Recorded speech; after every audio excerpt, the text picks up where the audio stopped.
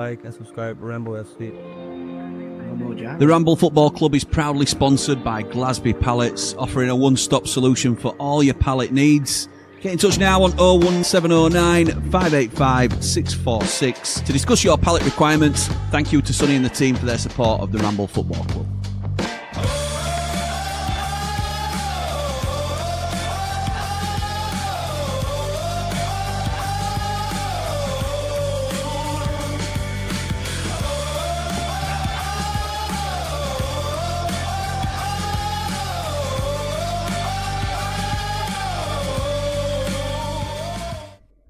What is happening, people, and welcome back to Ramble FC. I am, of course, Jimmy, and we are here today for the Championship playoff final between Hull City and Middlesbrough. And we all know the controversial story that's gone before us this week, with Southampton originally in after beating Middlesbrough, but then caught spying. And oh my word, what an unbelievable tale of events. The most controversial playoff final in history. I think it's probably fair to say everybody in the EFL at the moment, hands together, full prayer for Hull City to get promoted, because this is a storm that is not going away anytime soon.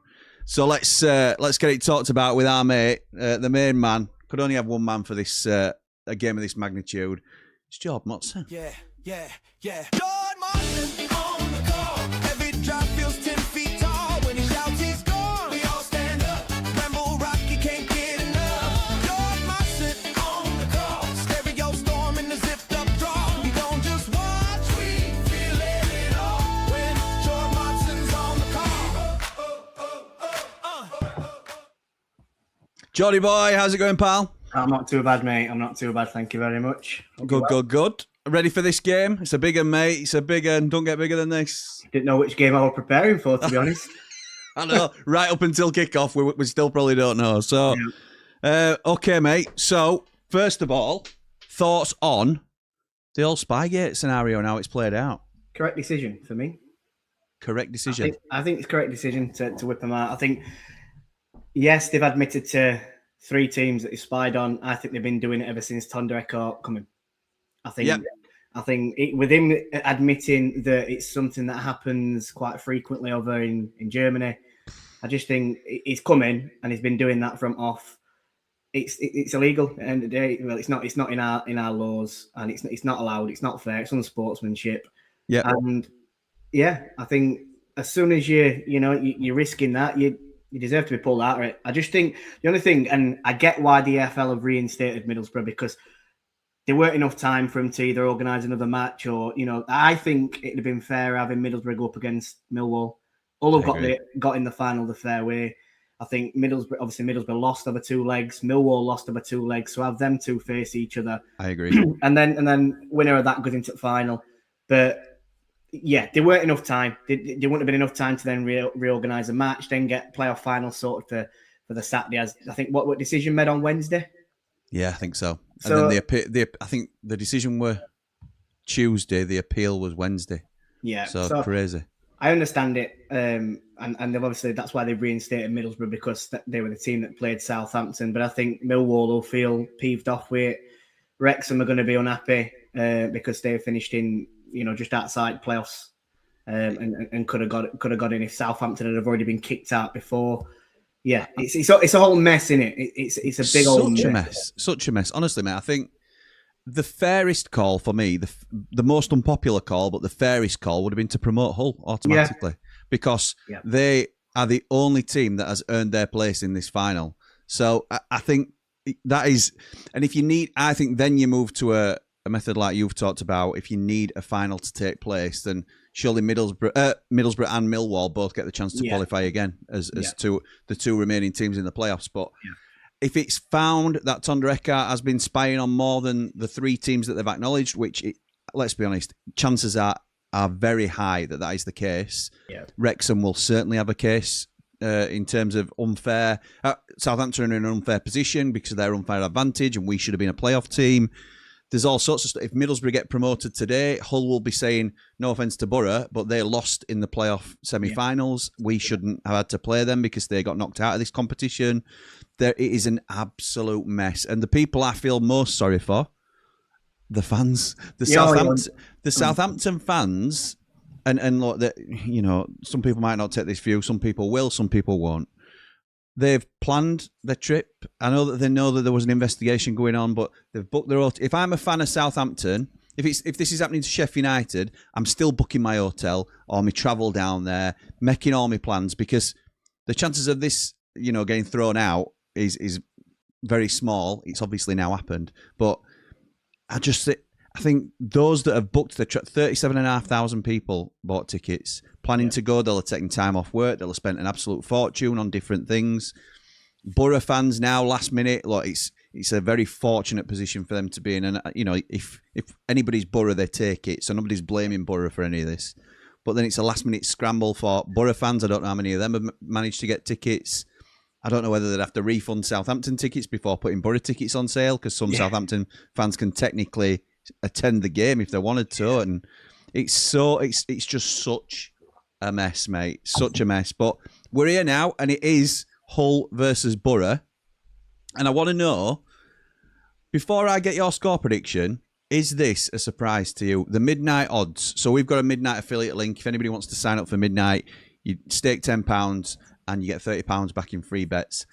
But the odds for this game, as of an hour ago, Middlesbrough heavy favourites for this game. I think those odds are very, very good for Hull. 14 to 5. You put a fiver on, you get 14 quid back.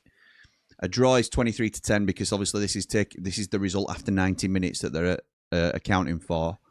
Does that surprise you, Jord, that things are so heavily swung in Middlesbrough's favour? I'd have found it odd to have, you know, split the odds between them. You could have had them both like at, I don't know, evens or, you know, what have you. It just, yeah, it's. I wonder if, you know, bookies are going with Middlesbrough because they've got a second chance at it. They've got, you know, everything's sort of momentum's kind of swinging in their way because they've been booted out, and it's like, yeah, it's poor or bust, isn't it? Really for Middlesbrough now. Yeah, weird one. I think it's going to be a tough game for them. Temperatures will play a big part in this. You know, and what is it? It's probably 26, 27 degrees down at Wembley, and on the pitch is going to be over 30 degrees. So Middlesbrough like to do a lot of pressing, and we've seen their high press a lot, especially in this second half of the season, if not all of it. And there's no way you can do that for 90 minutes in any game. Never mind today. Like when you know when the pressure's on and it's a big game and then the temperature, it's going to play a huge part. So I'm not sure if we see an absolutely thrilling game here, if I'm quite honest, because I think temperatures will play a big part. Okay. We'll have to wait and see. Have you got the teams, my mate? Have you? Are we ready? I have. Good man. Who do you want to go to first? Well, seeing as all are in their own dressing room, I think we'll start with Hull City. So they're playing a 3-4-2-1. I think they made one change from the game against Millwall, and that's Bellumi coming in. But they start with Panda in goal, Semi Ajayi, John Egan, and Charlie Hughes along the back three.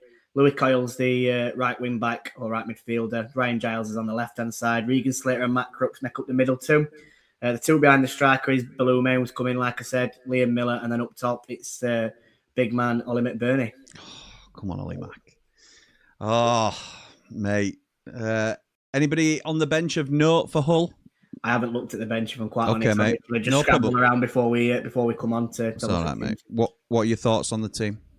I think it's a strong team that's got them through this season. That the manager's stuck with quite a lot, and that's what they were saying just before when they were interviewing. You know, he's stuck by these players, and they've stuck by him, and they've got in on last game of the season and made it to final. And it's a decent team. I really like Bellumi. He come on and made a difference, didn't he, against Millwall in that second leg. So obviously, rightly so, he deserves his start. I know you are not a big fan of Liam Miller, are you? I just think he's very in and out. I think he comes with a decent reputation, but I don't think he's very consistent. And it's not that he can't be a good player. I think he can, and he's played well for the majority of the season. Yeah. And but I think there's better players in this side. I think this has got a McBurney 1-0 written all over it for me. Yeah, So, it really has. It really has. And yeah. you know, this is not nothing against Middlesbrough, to be honest.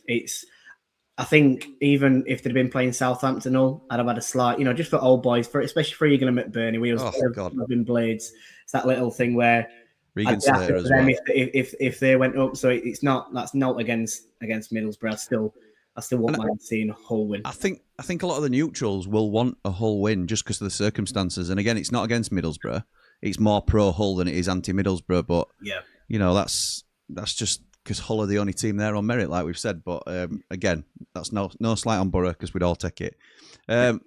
Over to Borough then, who also appear to be playing a 3-4-2-1. Lined up to match each other. I think Middlesbrough played like this against Southampton, if I remember rightly. Anyway, and I'm guessing it's been they've swapped a bit, haven't they, through the season? They've played a 4 at back, they've played a 3 at back, but I do think they are really, really strong in this formation, especially with high press. That they play with McGree and Morris. It suits them. I think they're better in this formation. But yeah, they've gone Solbrin in goal, Luke Ayling, Dale Fry, and Melander as the centre halves. On the right-hand side is Callum Britton. Left-hand side is Matt Targett. Aidan Morris and Alan Brown make up the middle two. And then the two behind the striker is Morgan Whittaker and Riley McGree. And it's David Strelick up top. Yeah. Looking at the teams, I do still fancy Hull, if I'm honest. Yeah. Look, there's no Hayden Hackney. I was just logged on to X to have a little look at whether Hackney's on the bench or not. Yeah. I assume he is. I haven't got that far because the first story that popped up to me was from Ben Jacobs that says, Hull owner Akun Ilikali confirms to Radio Humberside he'll take legal action if Middlesbrough get promoted. Our legal team says we have to go for action, that's for sure. We have no doubt about it. All we want is justice. If justice is broken, nobody will enjoy football. Just highlights what a mess this is, mate. What an absolute joke. So it's, EFL are going to be wanting Hull to go through, aren't they? So that they don't come up with any more legal cases. Yeah. But it's mad. If Middlesbrough do win, then we've never seen out like this before. For a team to have lost to then get a chance and then go on to win it, it's just mad. I find it crazy. Like you said, it's like you said earlier. It's the Southampton fans that I do feel sorry for because they, and the players. Yeah. Although I know people will probably say the players will probably surely have known something about this or have an inkling about it. I don't know. That interview, which one of their players? Flynn Downs. Yeah, when he comes out and says it's like he knows exactly. Well, he does know exactly what they're doing because he's having his spies on their team, so he knows exactly what tactics they're playing. But yeah, fans that have paid money, and I know it makes it cheaper, doesn't it, if you have a pay for non-refundable and stuff like that. But it's not nice, is it? People go out to work, they get their hard-earned money to pay for games like this, and hopefully have one of the best times of their life, and then to have it taken away from them, and then they're having to lose out on money. It's like I feel like the club should reimburse the fans for that. It's not going to happen, but that's what should happen. Yeah, agreed, pal. Hayden Hackney is on the bench. He is. So really interested to have a little look at both it's benches. Fair turn out from Middlesbrough, by the way, because looking at that, I think they've managed to sell out. They sold out their full end, and Hull. That's I'm not one for talking about tennis, but Hull they haven't sold theirs out, which I know when they've been at Wembley. I don't think they have. I don't know if they've ever sold it out, or it might have been in the FA Cup final when they played Arsenal. That might be the time they sold it out. I know they didn't sell it out when we played them in FA Cup. They've not sold it. They didn't sell it out against Sheffield Wednesday when they played them in playoff final as well. So they're not. It's not something I'd expect from Hull to sell out Wembley, to be honest. No, true. So there's Hackney on the bench for Borough. Just other names to note is Sionti Hansen and Sami Ento. On the Hull bench of note, we always take note of John Lundstrom when he's there because he's another former Blade, but Joe Gellart is also on the bench, Kieran Dowell, Lewis Kumas. So there are players that can come on, cause an attacking threat to the opposition. Yeah. Paddy McNair can do a job. I've always thought he's a solid championship player. Well, that's the thing. How many of these players will still be at their clubs if today don't go their way? Because I know that Sheffield United have taken an interest in Paddy McNair. Certainly, that's the word, isn't it? That we've been having a look at him. So there's him. There's who was the other one? Regan Slater that we've been having a look at. Yeah. There's Dale Fry for Borough. Yeah. That, it won't be the only one that. I think there'll be a lot of teams interested. There'll be a lot of teams interested in Dale Fry, good player. So interesting, mate. Interesting all the way through. Kieran Dowell as well. I don't know if you mentioned him. Kieran Dowell. That goal, I always remember him from when we played away at West Brom. I was there that day, and he just looped it over. I think Martin Craney played it on the right hand side. Kieran Freehan whipped it in, weren't it? Something like that. It might have been Craney that whipped it across, and Dowell just sort of jumped up like Derek Dooley and headed the ball back in there. Mate, I'm gonna put you on the spot here. I'm gonna ask you for your score predictions. 1-1.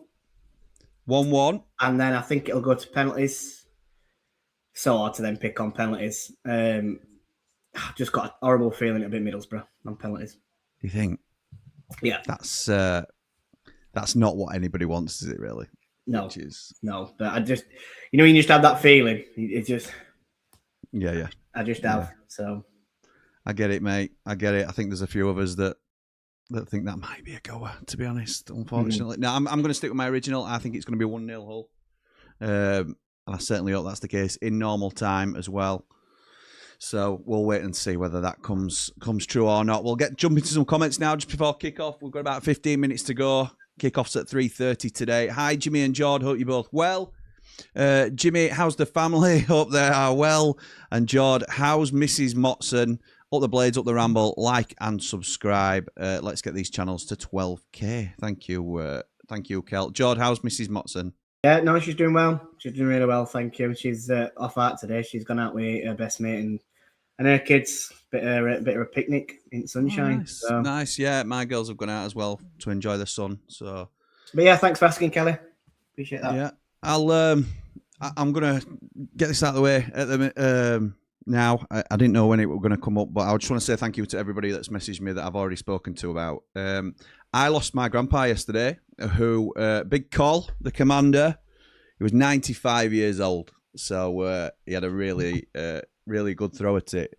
And I have to thank him first and foremost, because without Big Call, there is no ATB, there is no Jimmy Ramble, there is no Blades Ramble, there is no Sheffield United team in our family. He is the one that sort of passed down the curse, you could probably say, being a Sheffield United fan. So yeah, we sadly lost him yesterday, but we're okay. And I just want to say thank you to everybody that has messaged me, and it's meant an awful lot.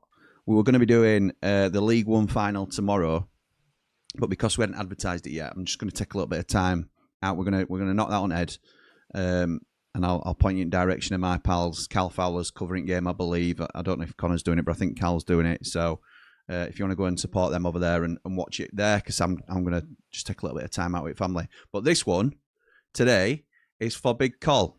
So yeah, shout out to the commander, as he was widely known in our house, and yeah, thank you for everything, Gramps. So yes, thank you, Kel. That is how the family is. We're all right. It's just a sad time for us, that's all. So thank you for asking.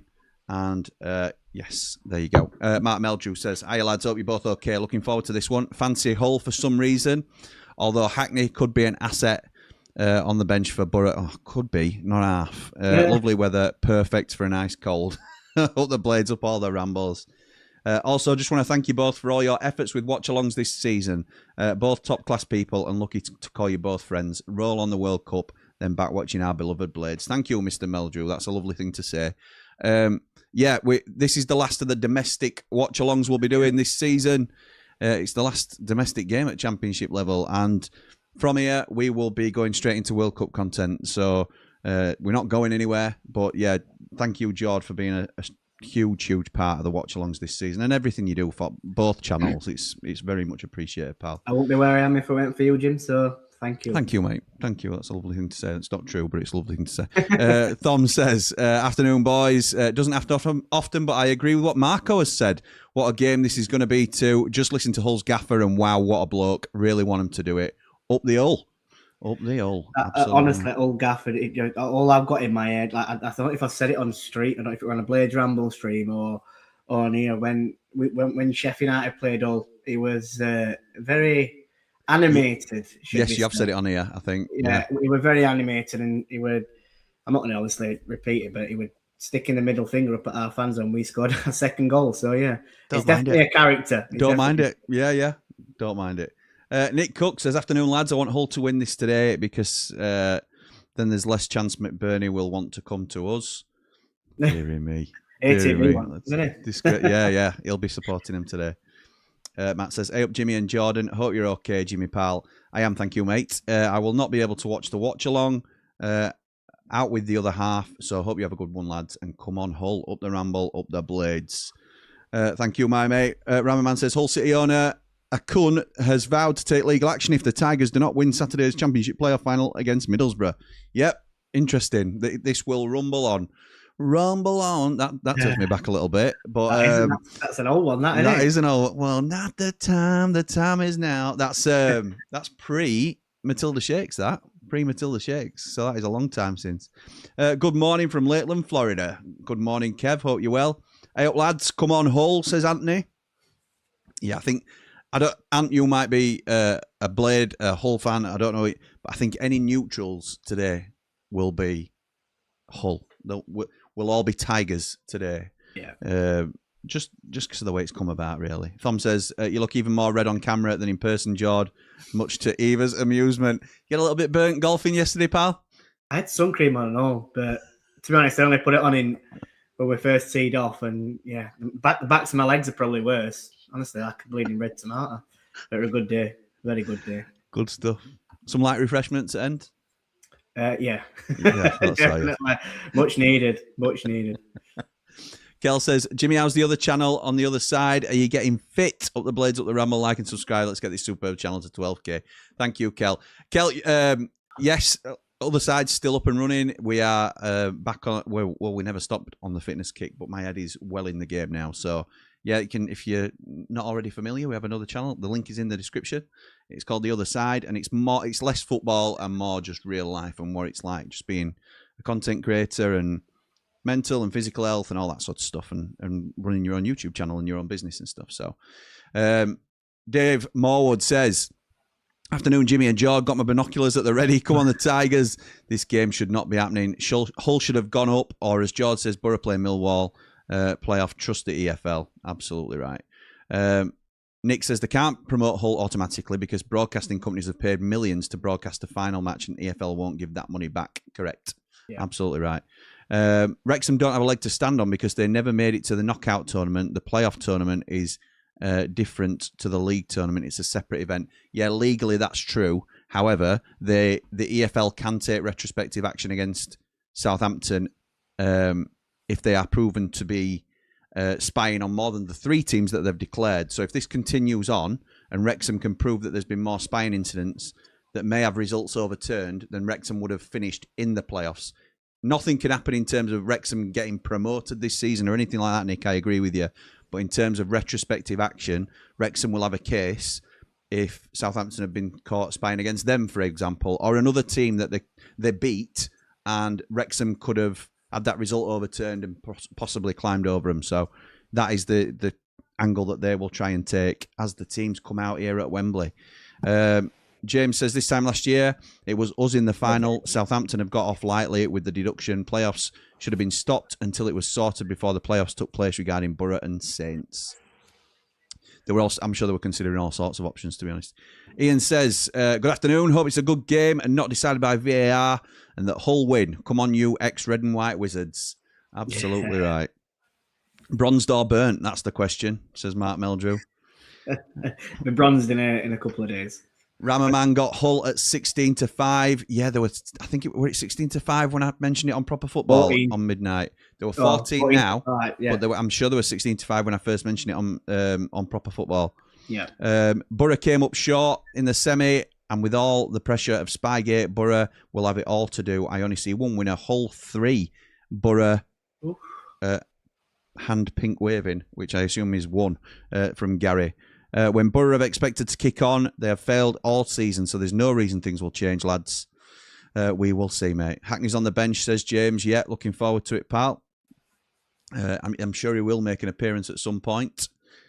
Raymondo says, good afternoon, all. Are we all Hull this afternoon? I am for Egan, McBurney and Slater. Never liked Borough, so come on, Hull. Up the Blades, up the Ramble, like and subscribe. If Borough win, I feel gutted for Hull, says Plax. Evening, gents, says Bald Lee. Looking for a 2-1 Hull win. McBurney to score or assist, and McBurney to be booked for a nice return.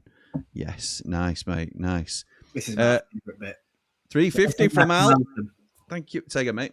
My favourite bit, when they sing national anthem, you know when you're there and they do it national anthem before, you know, last year when we were there and they do it national anthem, the teams are lined up.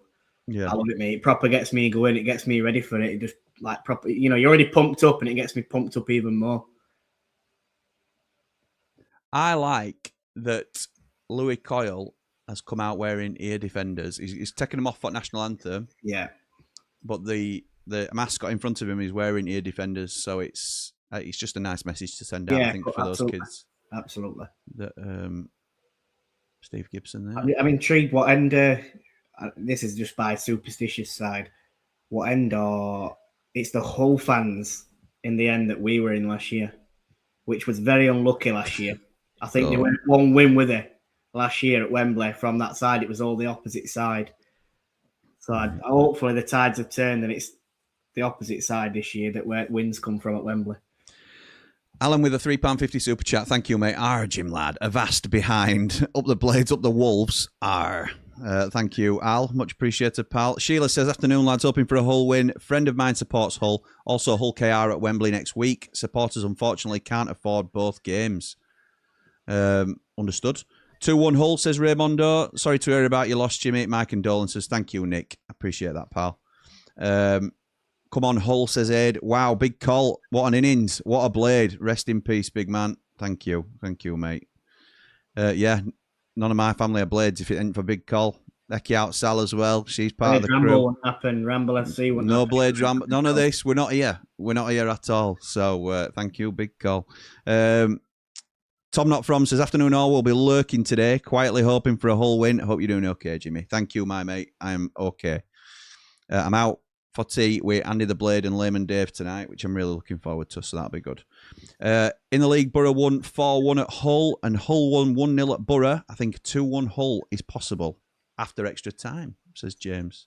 Tottenham West Ham, who are you hoping goes down tomorrow? Honestly, Aid, I'm not that bothered. I think Tottenham as a spectacle to come down would be incredible. Yeah.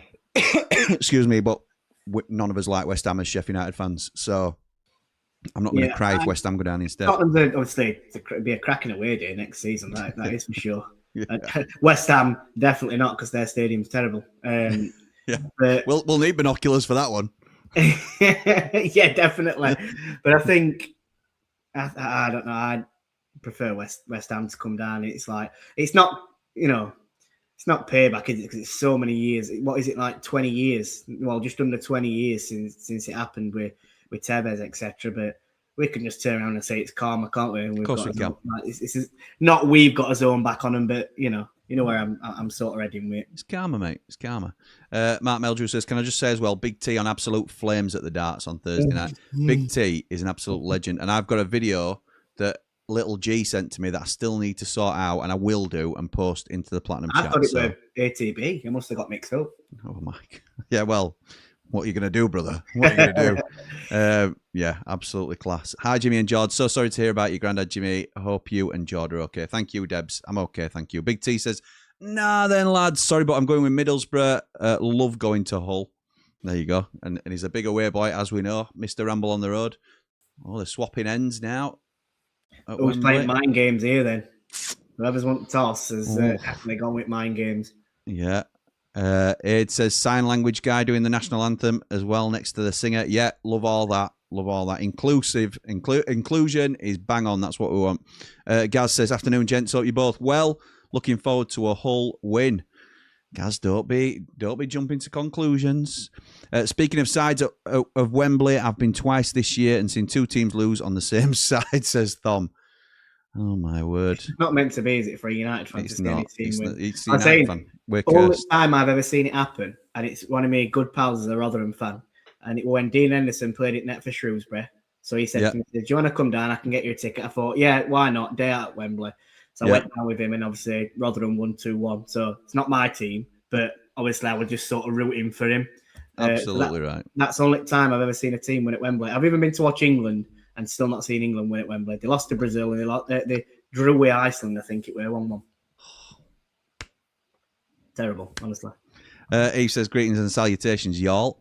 Thank you, Eve. Hope you're good. Come on, Hull, get promoted, then give us Egan and Slater, says Scott. I don't think Egan goes to Prem with Hull. He might do as a squad man, but he'll be 34 then. You're more likely to get Slater, aren't you? I don't see him playing in Premier League. I think if Chris Wilder really does want him, then if Hull go up, there's more chance of him coming to us then.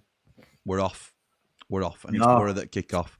Just let me get these last few comments out of the way. Thank you, everybody that's been doing it. Aid says, it's 200 metres from the back of the away end to the far goal in the London Stadium. Jimmy, hold on to memories. As long as you have your memories of someone, they are never truly gone. I'd love that, mate, but my memory is absolutely shot to pieces. There's a chuffing flying here. I swear to... Not today, mate. Not today, mate. It's because I've got those it's not a wasp. No, it's not a wasp. Wasps don't come in here now. They've spread word amongst... Told his mates not to go building. Batman Lou says, afternoon, gents. What a bizarre set of circumstances coming into this final. If Borough win, watch it all hit the fan up the ramble. Managers have jackets on, can't get my breath. Afternoon, be having a drink soon. They'll be too warm. Afternoon, Jim and Jord. Come on, the Borough, says Cooler King. Oh, Aid says, Hull have only lost once at Wembley against Arsenal in the Cup. Yeah, they're 2-0, aren't they, in playoff finals, I think, Hull. And Meldrew says, give the lads a like. They deserve it for all their work across the season. Thank you, Mr. Meldrew. Remember that one? They win that against Bristol City. Oh, do I remember it? Chuffing, one of the best goals I've seen. So your memory's not that shot then, is it? No, it ain't. Honestly, I wish it weren't. Right. Here we go. We've got score. I was just going to say, your score's not on, but I remember it's a bit of a change in it. It's on bottom now, not where your head used to be. I know, yeah. I know. Look like McBurney were limping then a minute. I think if you look at how he runs, it looks like he's limping anyway. Every time when he played for us, I always used to think, oh, here we go, McBurney's injured, and he weren't. It was just how he were running. Yeah, we're a bit of a Berbatov runner, weren't he, where it looked lazy. Strong. I know it was only 2 minutes. Strong start from Middlesbrough here. Really on front foot. Camped in Hull's half. Ball goes into the box, and Pando comes and collects it on 6-yard box, and he'll come away with the ball for Hull. Riley McGree with the ball in. Nice ball in, but no one attacking it. What are you on? I'm on 2 minutes 21. What? You're 4 seconds in front of me here. Well, it's only on Sky. I've not had to go to Algeria today, or wherever it is. Albania, went that with it. I'll wait. Hold on.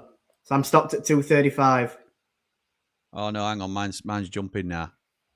2:40, 2:41, 42. Oh, you might be. I'm on 47, 48. Yeah, you won in front. That's fine. All right. Nice one. Perfect. Oh my word! I'm trying to think how warm it is on that pitch. I know how warm I am in here with doors open. So. And that's what I'm thinking. Oh, Borg's on the top. I don't know if he's offside. Yeah, he is. Yes, he is. Yeah, it is a warm one. I mean, to be honest, it was warm playing golf yesterday. It was nice. There were a breeze, but you could tell it were, obviously temperatures are picking up, and 30 degrees on Monday, isn't it?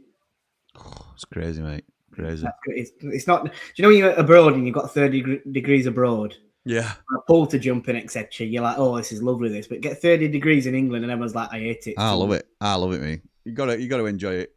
Or try. Yeah. It's on a night where it annoys me, where you're red hot in bed and you can't cool down. And then you have a fan next to your bed, but it's making a loud noise. Yeah.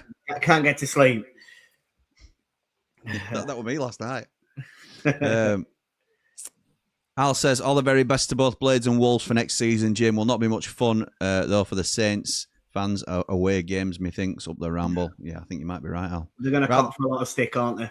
Yeah, they are. Rather see Hull go up, I think. Either way, the fallout from today's game will be interesting for a while, says Will the Plug. Up the Blades, up the Ramble. Going for a Borough win, says Daz.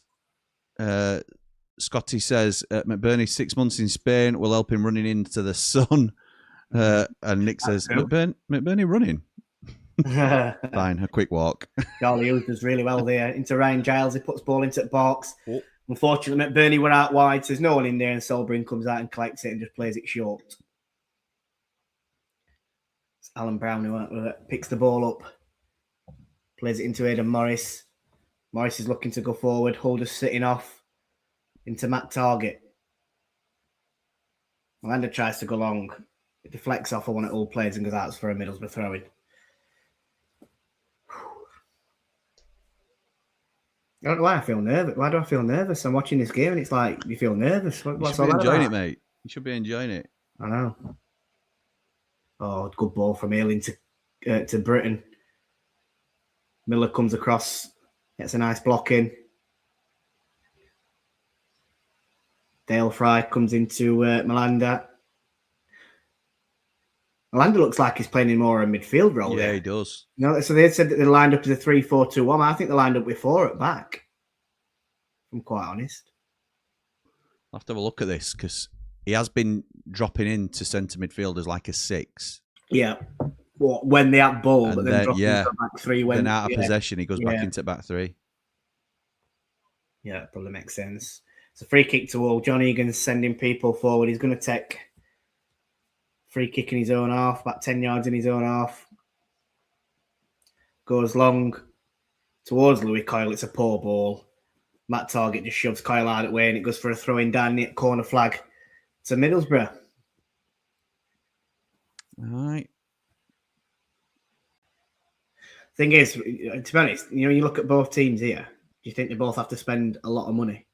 Oh, yeah. When they go up? Oh, they'll both be overwhelming favourites to be relegated. Yes. Yeah, I agree.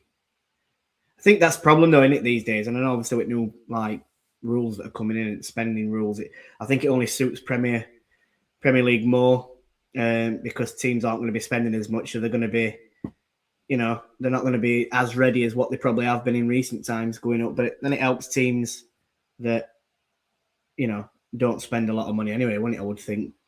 Yeah, true. It's a more level playing field, and it's still going to benefit teams coming down with, you know, if you've got like a West Ham who can get 60,000 a week. I'm not going to say they're going to get that, but the money that they're going to be bringing in is going to be a lot more than a team like Preston, let's say, who are averaging 16,000 a week. So, it's still that's right. Like that, but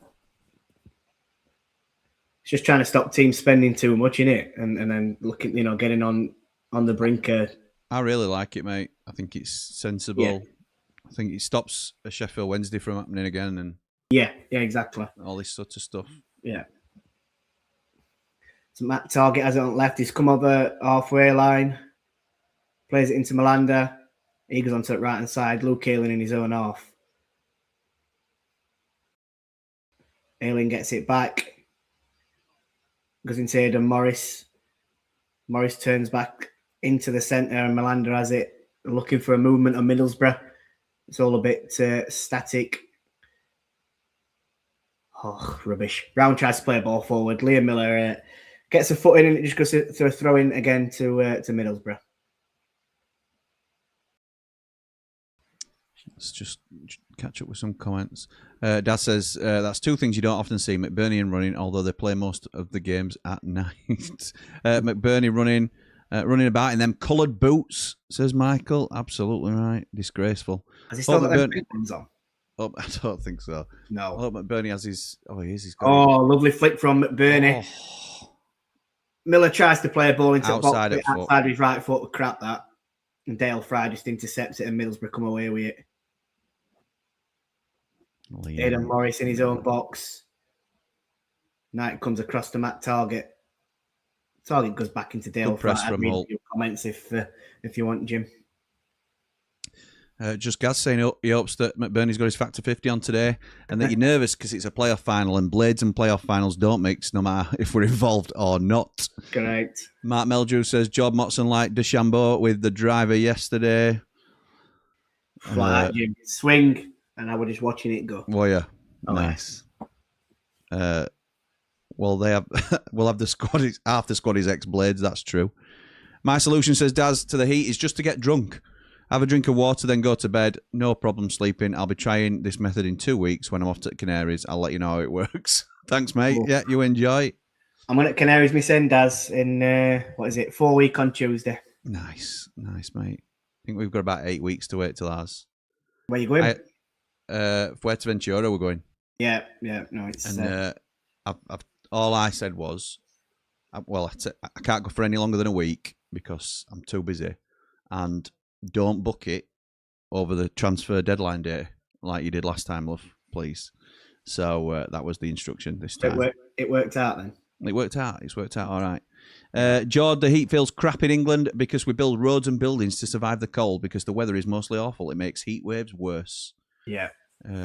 Gaz says loads of empty seats because likely some of the uncertainty around this game. Yeah, absolutely. It's on Hull's side, that though, Gaz. Like I said, Middlesbrough, they look like they sold out their away end. They look like they sold out their end.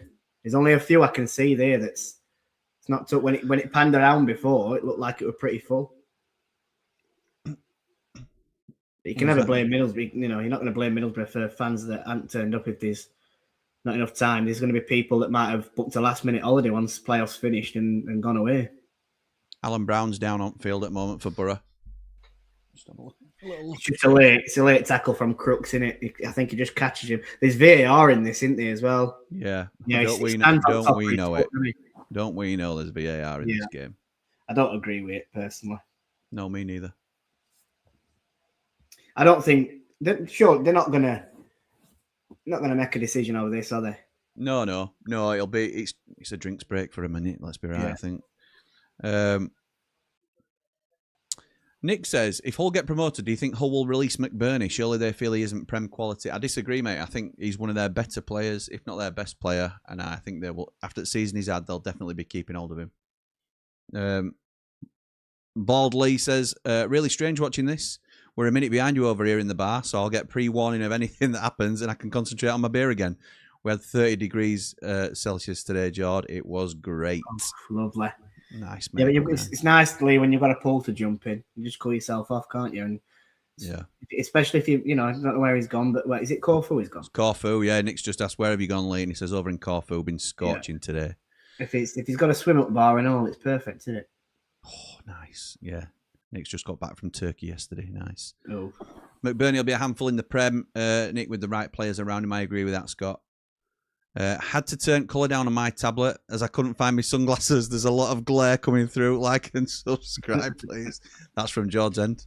Hey, red glow. I had a lovely pasty yesterday. You would have been proud of it. Went a Cornish pasty, but it were once we'd finished golf, lamb and mint pasty. It were honestly to die for. Oh, nice. You'd have been proud. You'd have been very proud. I went for a dip this morning in the sea. It was 22 degrees at 9 a.m. Luckily, I live a 5-minute walk from the seafront. Nice, mate. I think we're going to have to drive to that tomorrow. 75 days till our holiday. Not that I'm counting, says Gaz. Watch VAR get involved. You should have one, Gaz. You just got back from Australia. No. Yellow card for Gaz. That Crooks late tackle. Yeah, I agree with that. Did you lads watch the UEFA Cup final, says Cooler King? I watched most. I watched most of it. To be honest, when it went 3-0 up, I think it might have been about 70th minute, 3-0 up. I turned it off because I thought, that's it. But I thought he played very well. He played very, very well and thoroughly deserved to win it. Looked it on highlights, some good goals. Yeah, I mean, them first two goals were unreal. Villa absolutely dominated, says Nick. Dad says, Jord, other side 2 up. Do you think they keep the PE teacher? Or will he be putting out the cones again next season? Mass Polymas is where I'm off to. Okay. What's it mean? Other side? Hold on, let me read that. Other side Rangers. Why am I confused here? George's other side are 2 up. Oh, right. Sorry. Oh, bloody hell. I'm not. I'm honestly. Didn't even care about that. Zoned out. You think Yeah, they keep Danny Roll? it's Celtics. I mean, they're playing Dunfermline. So I mean, if they didn't beat Dunfermline today, they weren't shooting. So it's I really couldn't care less about them, to be honest. You think they keep Sausage Roll? Yes, I think they will. I do too. I think they will. Malander to Whittaker. Inside. Morris, Malander. Target. Football. Nice. One-touch stuff from Burrier. Oh, good tackle from... Is that Charlie Hughes? Yes. Ayling is going to knock it out wide here. Borough, I mean, it's a cagey start from both teams, but Borough look better in possession of the ball when they are trying around Edgerall's box. The one-touch football that they're playing is nice. I don't think Hull mind it, you know. Counter-attacking side, back, weren't they? I think they did it with a poor effort. They did it in first leg against Millwall. To be fair, they sat back when they played it up. I think when me and you watched it, wasn't it? But very first game, his playoff run, and soaked it up. Thought it was going to be a good game, and it was terrible. But Hull just, like you say, soaked up pressure up, and it's them on counter. It's how they play. Nice pasty washed down with a pint of Guinness, Jord. Wasn't it seen? It posted on the Plats. Yes, that's the one. Correct. Yeah. Not as good as the wettest ledge, Jord. Okay. Unbelievable. Ed says, if English teams don't win the Europa League and a Conference League each year, then they are crap. Yeah, I think it's going that way. Especially Conference League, 100% with that. Strelec plays it out wide. Target has it in the byline. He tries to play a ball and it hits Louis Coyle's hand. Comes back into the box. And then Strelec tries to play one back in and John Egan gets a block in. It's now a throw into Middlesbrough. They take it quick. Matt Target has it. It comes back. It's Aidan Morris. Plays it into Malander. They go back out wide. Lovely ball. Matt Target. Low ball in towards box. John Egan with a great block on 6-yard line. What a block that is. It is. And they'll just clear it up towards halfway, but it's going directly back at him. McGree puts a nice tackle in on Semi Ajayi. And now Louis Coyle has it and just lofts one long up over the top. It's not a great pass. And it goes out for a throw into Middlesbrough just on line with the edge of their own box. That's it. Middlesbrough playing some good football here. Yeah. Finding spaces as well. Jimmy, thoughts on Havertz's challenge the other day? I haven't seen it, pal. Red card. Nick says both teams seem a bit cagey, to be expected. I think Borough seem a little bit more comfortable though at the minute. Yeah, I think that's fair. Yeah. I think that's fair. Leeds linked with Somerville, says Scott. If West Spam go down, maybe we go for Dan James on loan. Even if Leeds don't get Somerville, I expect them to upgrade this season, this summer anyway. Hang on. So look, Haley not right, Jim. Taking it towards byline. He's tried to go past Giles. Giles gets a block in, and it's a corner to the ball. Well done. I'd expect Leeds to strengthen anyway, Scott. So I think Dan James might be available later in window as an option. Not saying he'll definitely come to United, but I mean, even if we can use his Leeds links in Patrick in half the team, essentially Calvin Phillips as well. You know, we might as well nick Dan James. I'd have him on loan. I think it'd be great for us in Championship, a proper winger that we need. Yeah, agreed. Dave Morwood says, lamb and mint are nice, but so are our Christmas ones. There you go. Yeah, left-footed corner coming in. Oh! Crooks gets an end, doesn't it, near post. It just comes towards back stick. McGree plays it in. Oh, it was headed over by Strelec.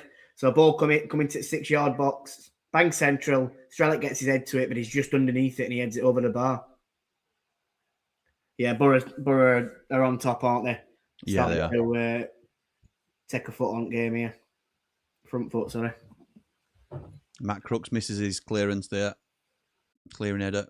It was Brown who put it in, yeah. Crooks is a big lad and all, isn't he? Yeah, he didn't get high enough there. No leap. To be honest, when he jumped, it looked like he got smaller. I know. Ed says Leeds, well, Sander Berger jumped that. Yeah. Leeds, Sunderland, Coventry and Ipswich all linked with West Ham and Tottenham players if they go down. Don't surprise me at all. As a Leeds fan, says Plax, I don't want Somerville. We can get better. It says Pirro and Nonto are leaving this summer. That's interesting. I don't think they won't come to the Championship. I know Pirro sees himself as above Championship. I'd take both of them, but that's like living in dreamland. It's not. I know it's not going to happen. Borough seem on top, but with very few chances. Do you know what I can see Pirro going to?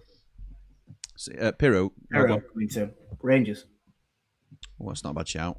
I think even though or probably it might even be Celtic if not. Like I can see him going to Scottish League, and one of them obviously Celtic off for Champions League football.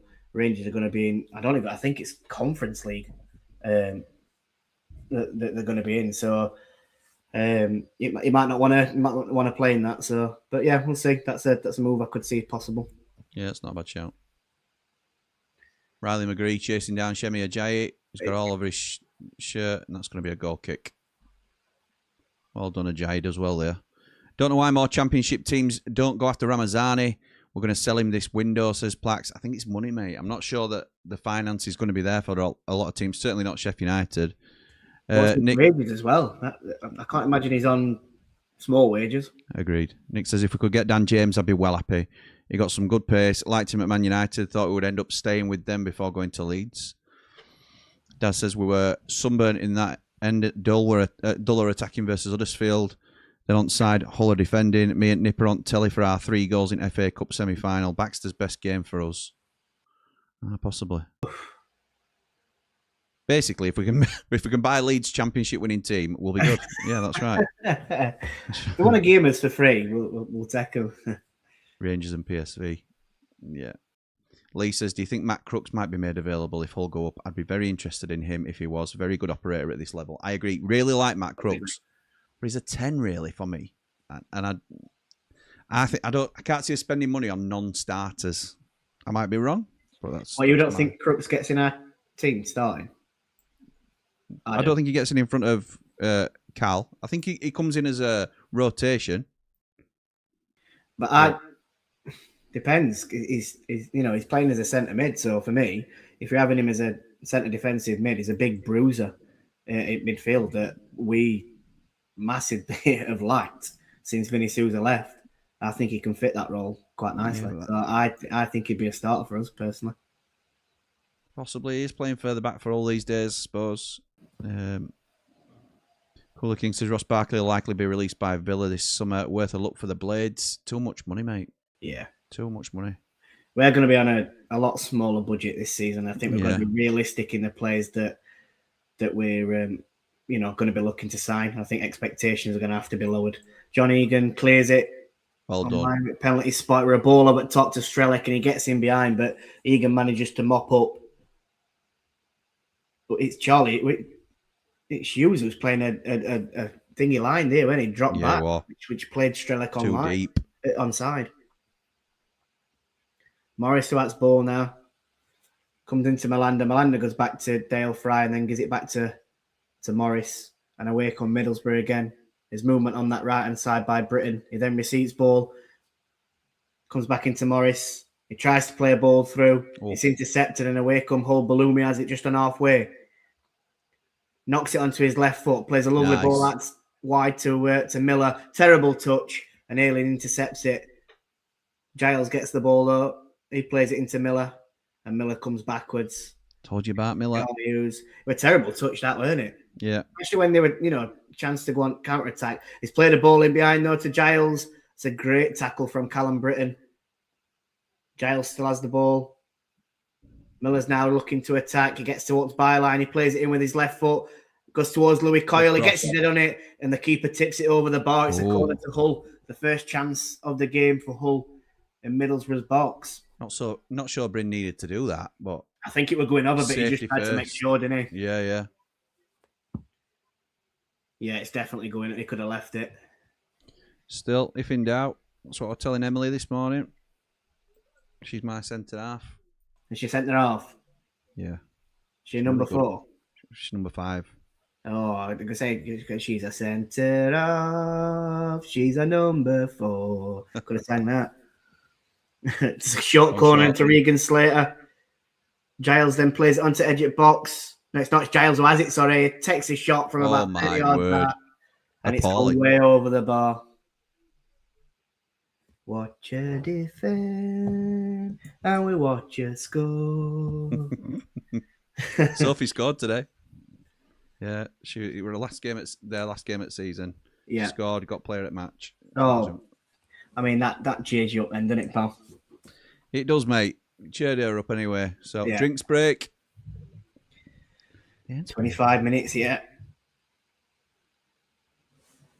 So when they have this drinks break, what do they have time on at half time? They must do. They've got to, haven't they? Because they haven't literally stopped the clock, have they? So no. Ross Barkley will stay in the Prem, says Plax. Probs bottom half teams. Yeah, possibly. To be honest, Jord, I think you'll see some players maybe get signed between Rangers and Leeds. Yeah. I get with Link. Yeah, that's true. That's very true. Barkley will go to Coventry. That's not a bad link, actually. That's not a bad link. Why is Miller starting ahead of Joffrey? No idea, Ed. No idea. How's Geldart not getting a start here? Yeah, no, I agree with that, Ed. Absolutely. It's weird decision, that, isn't it? I mean, it's all kicking off. They're all having a drink. Don't you think Middlesbrough's manager he's got that Jamie Vardy look? No, I think he's got that Dave the Nose look. Oh, yeah. That's been mentioned before, hasn't it? Yeah. It's a mixture between Jamie Vardy, Dave the Nose. 100%. He's at Coast today, I think. Mr. Nose. Is he? Yeah. We're going Monday. We're going to Cleethorpes. I don't know where we're going tomorrow. She wants to go to Filey tomorrow, and then she's on about Clifton Park on Monday. Might see ratings.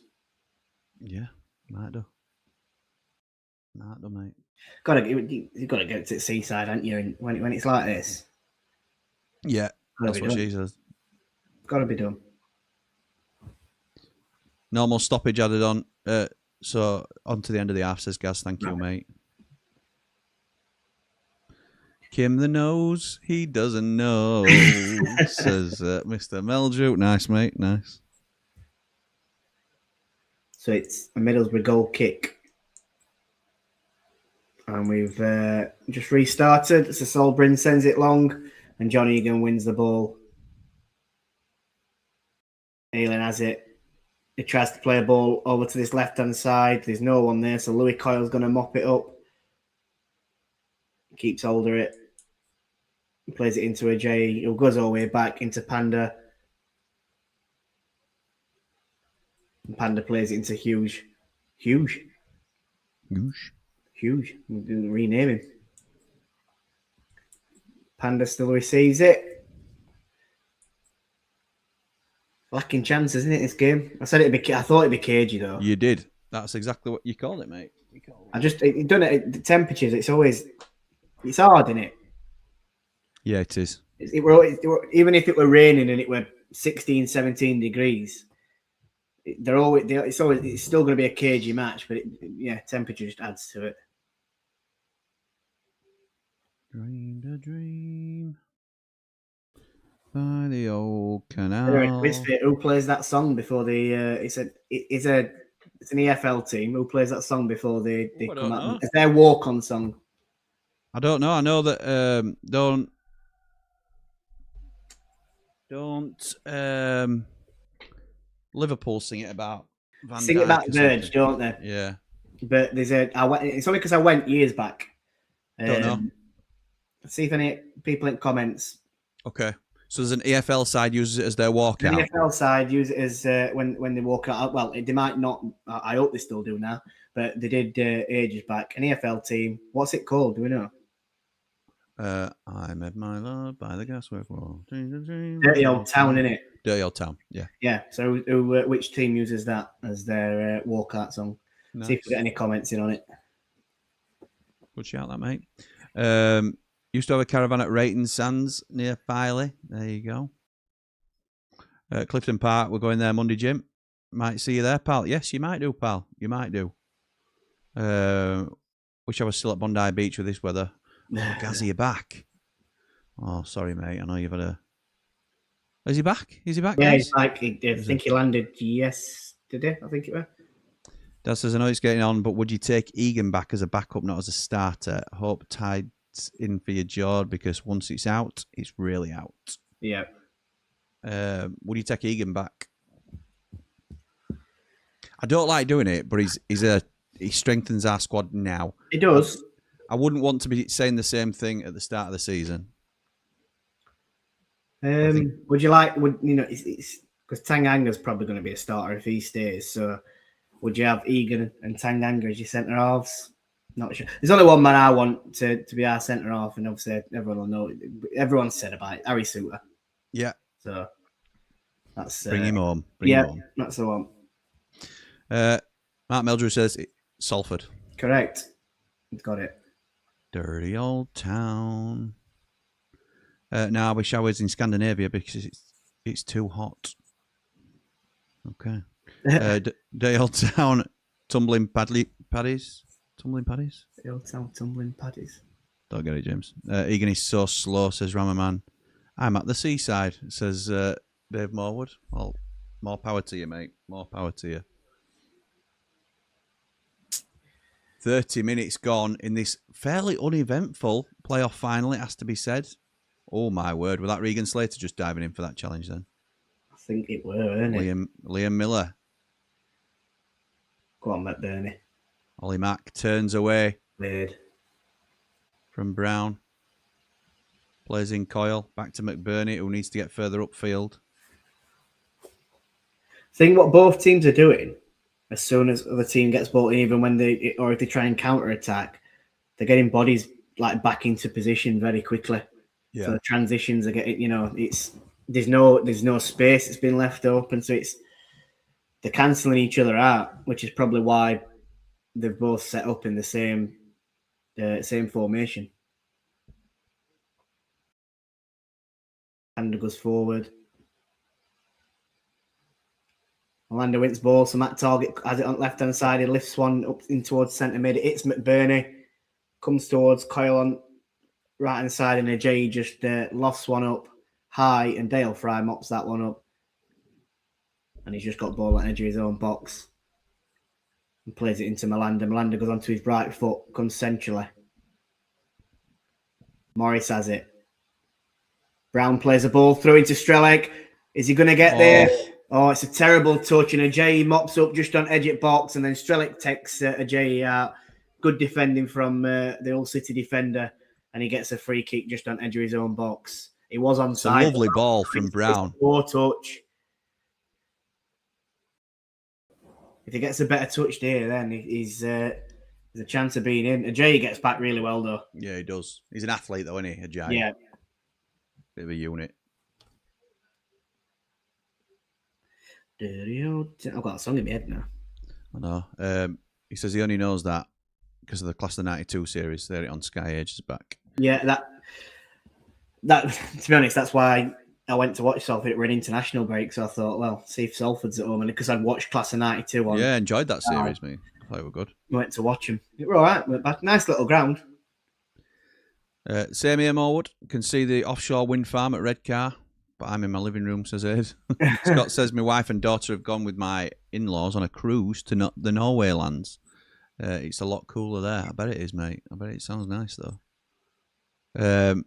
Might get Slater, but Egan over Tanganga any day of the week, says Raymondo.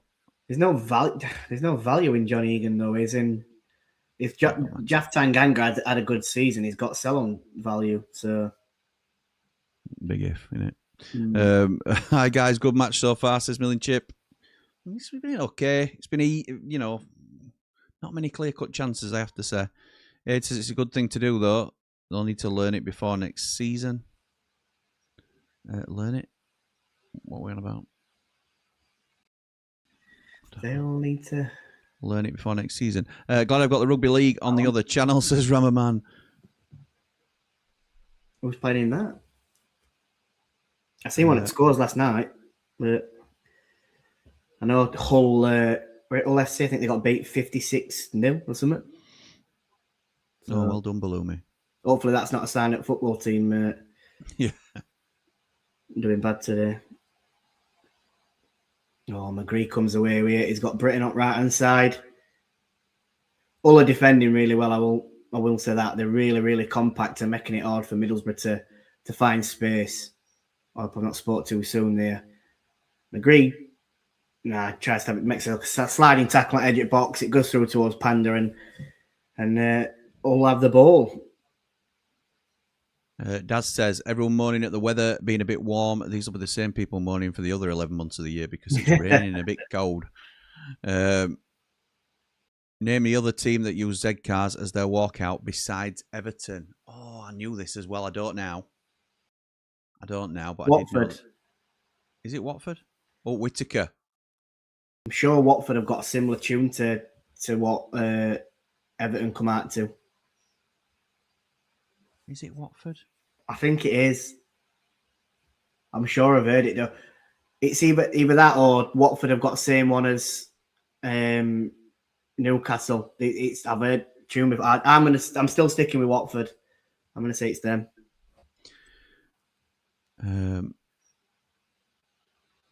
I've got Preston in here for some reason, but it won't be them. Right. Lost my comment. Jimmy and Jord, have you got any plans for the summer? Hope the Blades up the Ramble, like and subscribe.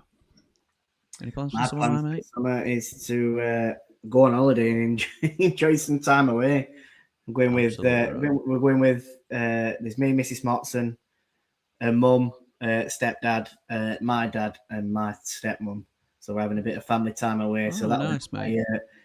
With my summer, we'll go and have plenty of beers, sunshine, and just have a good time, and then come back and I've got Tramlines Festival in Sheffield. So that's nice, mate.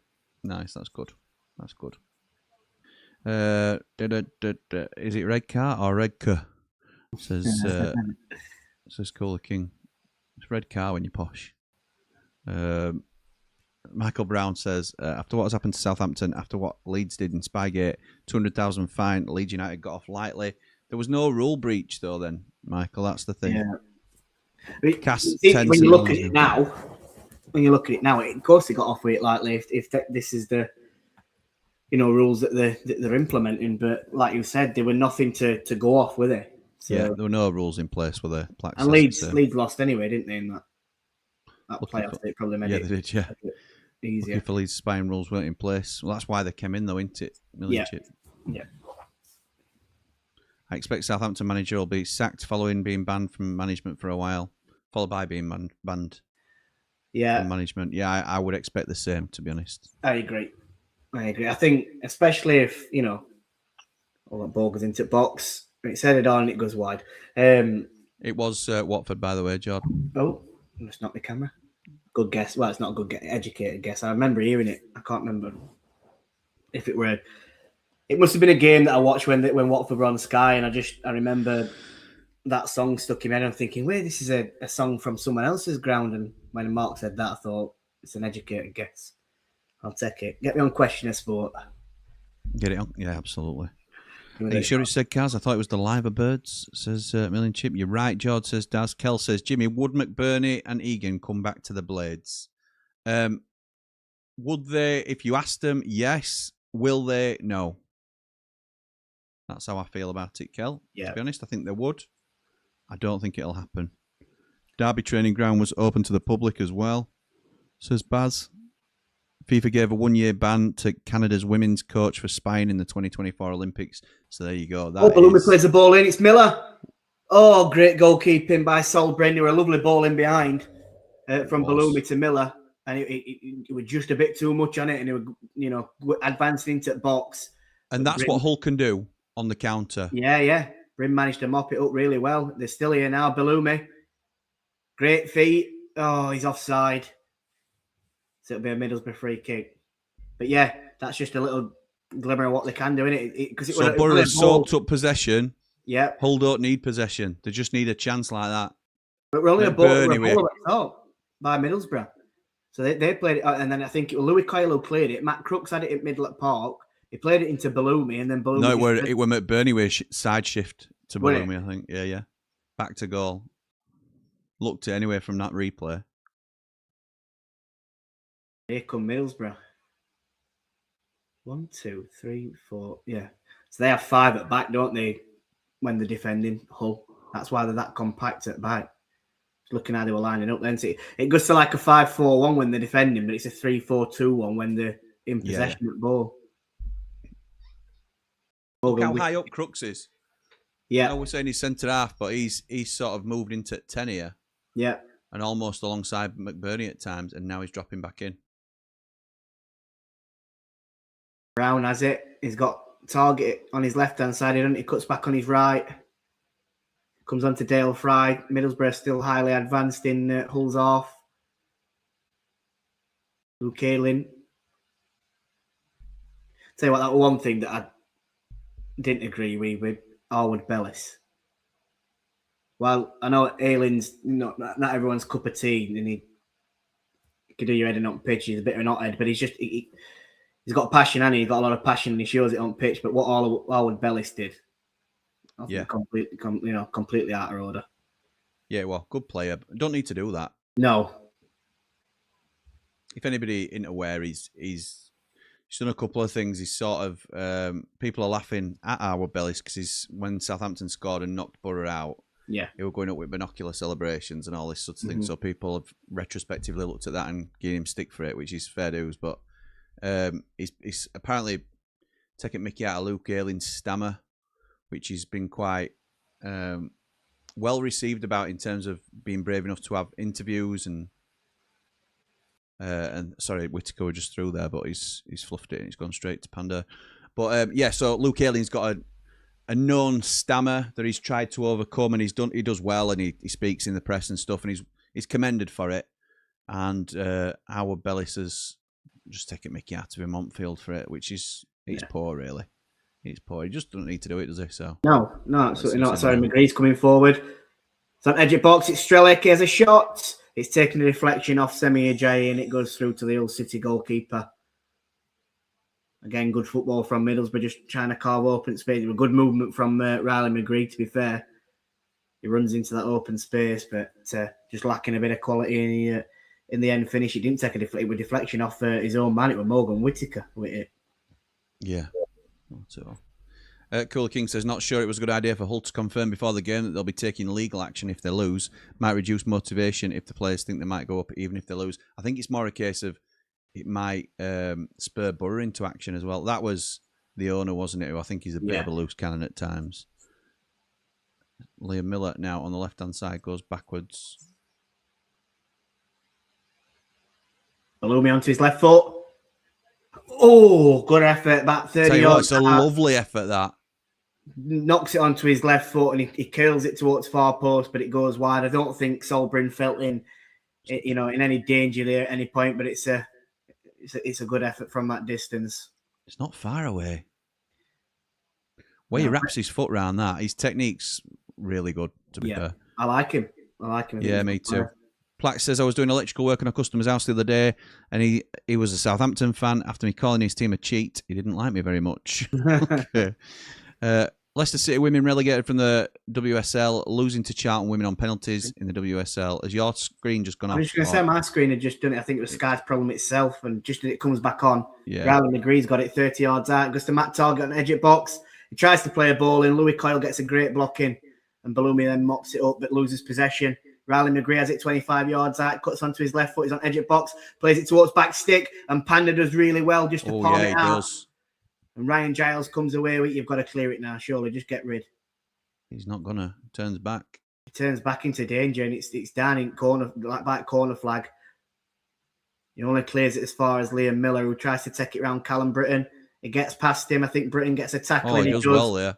Does really well, and it's a Hull throw-in. Well done, Miller. Towards halfway. McBurney failed to make the Scotland World Cup squad. I know, Michael. Disgraceful. Supposedly he's had a fallout, hasn't he? I think. Yeah, with Steve Clarke. With Steve Clarke, and that's why he's not there, because he's called up Che Adams, I think, he scored something like 5 or 6 goals, and then Lyndon Dykes, who's got like 5. McBurney makes it in over Lyndon Dykes any day of the week. So it's an absolute joke. Yeah. DCFC Eustace is definitely a proper football fan because he's taking off Connor here by going, hype, hype, hype, the live, which annoys me tremendously, but thank you very much. All this pressure from Borough, and they haven't actually worked the keeper much. A bit like the first leg against Saints. Can see Hull nicking this second half, says Raymondo. Yeah, they hadn't took the chances. I mean, they've not had many chances in this game, but they didn't take the chances against Southampton, which, again, that's why I think it will be a tight game, and I see why people are fancying Hull for that, in that sense. Still sticking with me. I think it was going to be 1-1 at the start, then I said, so I'm still confident it finishes. Nice ball from McBurney. Liam Miller. He wants his sun cream on, does Miller? Especially with that hair and all. Yeah. Charlie Hughes has it. He goes back to Liam Miller on edge at box. He's looking to have a run at Britton. But he comes backwards into Giles. Giles plays the ball into the box. McBurney gets there. It is the crossbar. Oh! And it's gone for a goal kick. Great bowling from Ryan Giles. That's best bit of game so far. Just on to edge at 6-yard box. McBurney's battling with Melander and he gets the better of him. He gets his head onto it and it hits the crossbar from 6 yards out. Huge chance for... do you know what? It takes a deflection off Melander. It does, yeah. It does. It takes a deflection. It's a great little block from Melander. I know he's battling away. I think if he don't get that block on that Melander, he doesn't know much about it. It's a goal. That. Oh, lovely cross as well from Giles. Huge chance for all there. 3 minutes of added on time there is. It's around 45 minutes. Hey, is it picked up, mate? It's got a little bit better on it over the last few minutes. It's typical that they're going to blow for half time. That's when it's picking up. Clever from Melander there. They were through ball and Melander just steps in front of Bellumi to allow Target to go and tidy it up. Stops Bellumi in his tracks. Clever. Callum Britton on ball now. Comes into Dale Fry. Comes back to Luke Ayling, who has it on the halfway line. Crossfield ball to Matt Target. Lovely ball. Target plays it into the box and Ajay just gets his foot on it and Hull clear it. As far as McBurney's trying to turn. He's got 2 men on him. He plays it to the left back in Ryan Giles. And I'm Giles on 46, 22, 23, 24. 2 seconds in front of you. Okay. Want to pause it or do you want to just leave? No, you're good. You're good, mate. You're good. Hughes plays the ball towards Balloon. It's a great ball. And Melander just gets an head on it. So it's a throw into Hull. There's a minute and a half left in this first half of the playoff final. Louis Coyle's gone to take the throw in, but he passes it on to Bellumi instead. I think they're looking for a long throw in here. This will be last attack of this first half then. Egan's gone up. Crooks is going into the box. McBurney will be in the mixer as well, I would think. Just waiting for this throw in to be took. It is. It's a long throw in towards McBurney. McBurney wins it. So does Regan Slater, but he heads it towards the goalkeeper and Solbring collects it. Solbring comes and collects it. He plays the ball straight upfield. Morgan Whitaker with a nice touch. Strelek's also there. He's 30 yards out. It's onto his left foot. He has a shot and it goes just wide of the left-hand post with Panda trying to get across with a dive. It should start. It's a shame this is just starting to eat up at half-time. Whistle's gonna go. I mean, to be honest, Whitaker, lovely touch there that knocks it onto Strelek. Yeah, Strelek does really well. It's Louis Coyle who tries to put a block in. It goes straight through his legs. Panda's diving to his left-hand side, but it goes wide of the post. And I think the half-time whistle is going to be blown here from the goal kick. Yeah, and that's the end of the first half. Referee's blown his whistle. Nice. Don't mind that at all. Just let me pick up some comments. Ed says, it's a good formation. Both teams are using it. Copy the best team in Yorkshire. That's obviously the one that Leeds are using. Howard Bellis is going to get binoculars from opposition fans for years to come, says Cooler King. Yes, he is, mate. Definitely is. Will anything happen to the Howard Bellis over the Ailing Stammer abuse? I don't think so, pal. Plax, I agree, but I'm not putting your comment up. Roy Keane is Howard Bellis' father-in-law. Yes, that's true. That is true. It says Ailing being a good lad dropped the case because he didn't want to deal with the stress. Josh says, okay, Jimmy, have you heard anything isn't public yet about ins or outs? Do you feel like it's time for a bit of a reality check with us being poorer than we have been for many years? Yes, this is something, I mean, we don't... Josh is asking about Sheffield United, and I haven't heard anything on ins or outs, but I am completely with you in terms of people having to sort of realign their expectations with where they expect us to be, so, and what sort of signings we're expected to make, because we've no longer got parachute payments, and we'll have to be very careful with our money. We do have a high-value squad, though, believe it or not, so there is chance for players to go out, us to bring a bit of money in, and to do a little bit of wheelie dealing. So I think I'm still comfortable. What we know is that Wilder's going to go after experienced Championship players. That's the market that we're going to be looking in. But these players, like we sometimes look from Premier League or top-end Championship, paying big money for it, we're not going to be doing. Correct. It's not going to happen. Correct. When he was at Leeds, you never noticed the stammer at all. It's a mild stammer, if anything, says Milling Chip. Daz says, I can't see any of the three teams surviving next season. Carrot Munchers with an outside chance if Spurs survive. There's no way they'll struggle with that manager next season. No other teams to struggle. You said that, but there's two promoted teams gone up, stayed up this season, and on merit. I don't think Leeds or Sunderland were ready to survive with the squad that they went up with. It's how they strengthened in the summer, and these clubs haven't had a chance to even have a bite at transfer market yet. So I think until we see some of the business they do, they will get closer to Premier League quality. So I don't think you can write them off before. I think the one that will struggle, because they start off later as well, is the playoff winner. And I think they are the weaker of the three teams, whoever it is that goes up today. So I think they'll still be hot favourites to go down. But again, you can't write them off before they've even done it. We said that last season. That Sunderland went up through the playoffs. three teams that have gone up, Sunderland with the playoff winner, and we're saying it now, the playoff winner this year are the worst out of the three, or the worst off out of the three teams, and yet Sunderland finished highest out of them all, didn't they? Correct. So, correct. So you certainly can't write them off yet, Daz, in my opinion, anyway, pal. 000 says, how's McGree been? I'm not currently watching. Quiet, to be honest. Quiet. He's starting to pick up towards, and he's getting on ball, but he's trying to make things happen when he is getting on ball, but there's not been many chances in the game, so it's hard for him to be involved too much. But you can see what he's trying to do, and you can see he's one of better players on pitch. Agreed. I don't know why Sky keep taunting Blades fans with that 4 defeats, no wins in playoff finals. 5, isn't it? It's 5. Yeah, I'm sure it's 5. I'm sure, because it popped up. When did it pop up? I'd seen it. I think it was yesterday or something that I'd seen it on, and it were most teams that lost most times it finally. United were 5. I don't want to do this, but Huddersfield, Wolves, Crystal Palace, Burnley, and Sunderland in it. Yeah, that's 5. Yeah. Thanks, though, Michael. Yeah, you wonder how many other clubs Southampton spied upon. I just can't believe it was just, undoubtedly. I think they want to leave it there to Southampton, because if not, I think there'll be some more skeletons to come out. Not a great game, but at least it's not us there losing again, says Ian. We were winning, weren't we, this time? This time last... we were 1-0 up. We were 1-0 up at half time. We were 1-0 up at half time. Should have been 2-0. Oh, mate.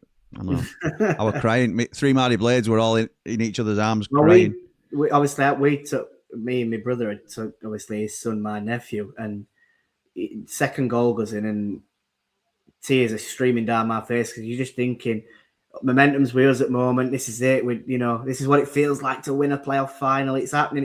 And then half time comes, and it soon got sucked out of me, and all belief went. Horrible. Didn't McBurney say something like he didn't fancy going up to Scotland for a friendly? Can't pick and choose when you want to play for your country. I think he said it like sarcastically, and it got out or something like that. And there's something that's gone off between them, but I think it's just daft if you can't overlook stuff like that. He wants to play for his country, and then he's not going to a World Cup, which I think is ludicrous, to be honest. All over McBurney. I just don't get it's Lyndon. All right, Che Adams, fair enough. You can see he offers something, doesn't he? You can see, but Lyndon Dykes, He's just a big target man. That's it. Which is what Bernie is, but he's a better footballer. Yeah, so. Agreed, mate. Good to see 2 non-parachute payment teams in the final, says Michael. Yeah, so by default. Were you surprised Joffrey didn't start? Yes, I am, to be honest. But it doesn't surprise me because this is how it's been. This is how it was in the playoff semis as well. But I'm surprised overall that he's not being picked over Miller, personally. That would just be my thoughts on it. Yeah. Both at it mine, says Gaz, in terms of that pushing and pulling with McBurney and Melander. It's a corner, says Meldrew. It was VAR for corners, anyone? Is VAR in action for this match? Yes, it will be, Michael. It certainly will be. I'm glad they've not had to get involved yet, and I hope they don't have to get involved at any point. But you can just see it, can't you? Like 89th minute, a goal goes in, and then VAR will rule it out, and you just know what's coming here. Bring it off altogether, says Scott, and James says they might have disallowed it anyway if McBurney's had gone in for holding. Like Gaz says, they're both at it, aren't they? So you'd like to think they won't. I know what you're saying, James. I agree with you saying that they'll obviously look at it, but you'd like to think that common sense had prevailed here, that they're both holding. So you can't give advantage to one player and not advantage to other. Yeah, agreed. Nick says, I think VAR is good if it's used properly as a tool for the ref. The ref should make all decisions, but if needs help, ask for VAR for assistance. VAR should not interfere and tell the ref to take a look. I agree with that. Just like the ref make the decisions, as they have done for over 100 years, refs should only ask for VAR if something happens he's unsure of. Not VAR telling the refs to look at things, because who is reffing the match? VAR or the on-field referee?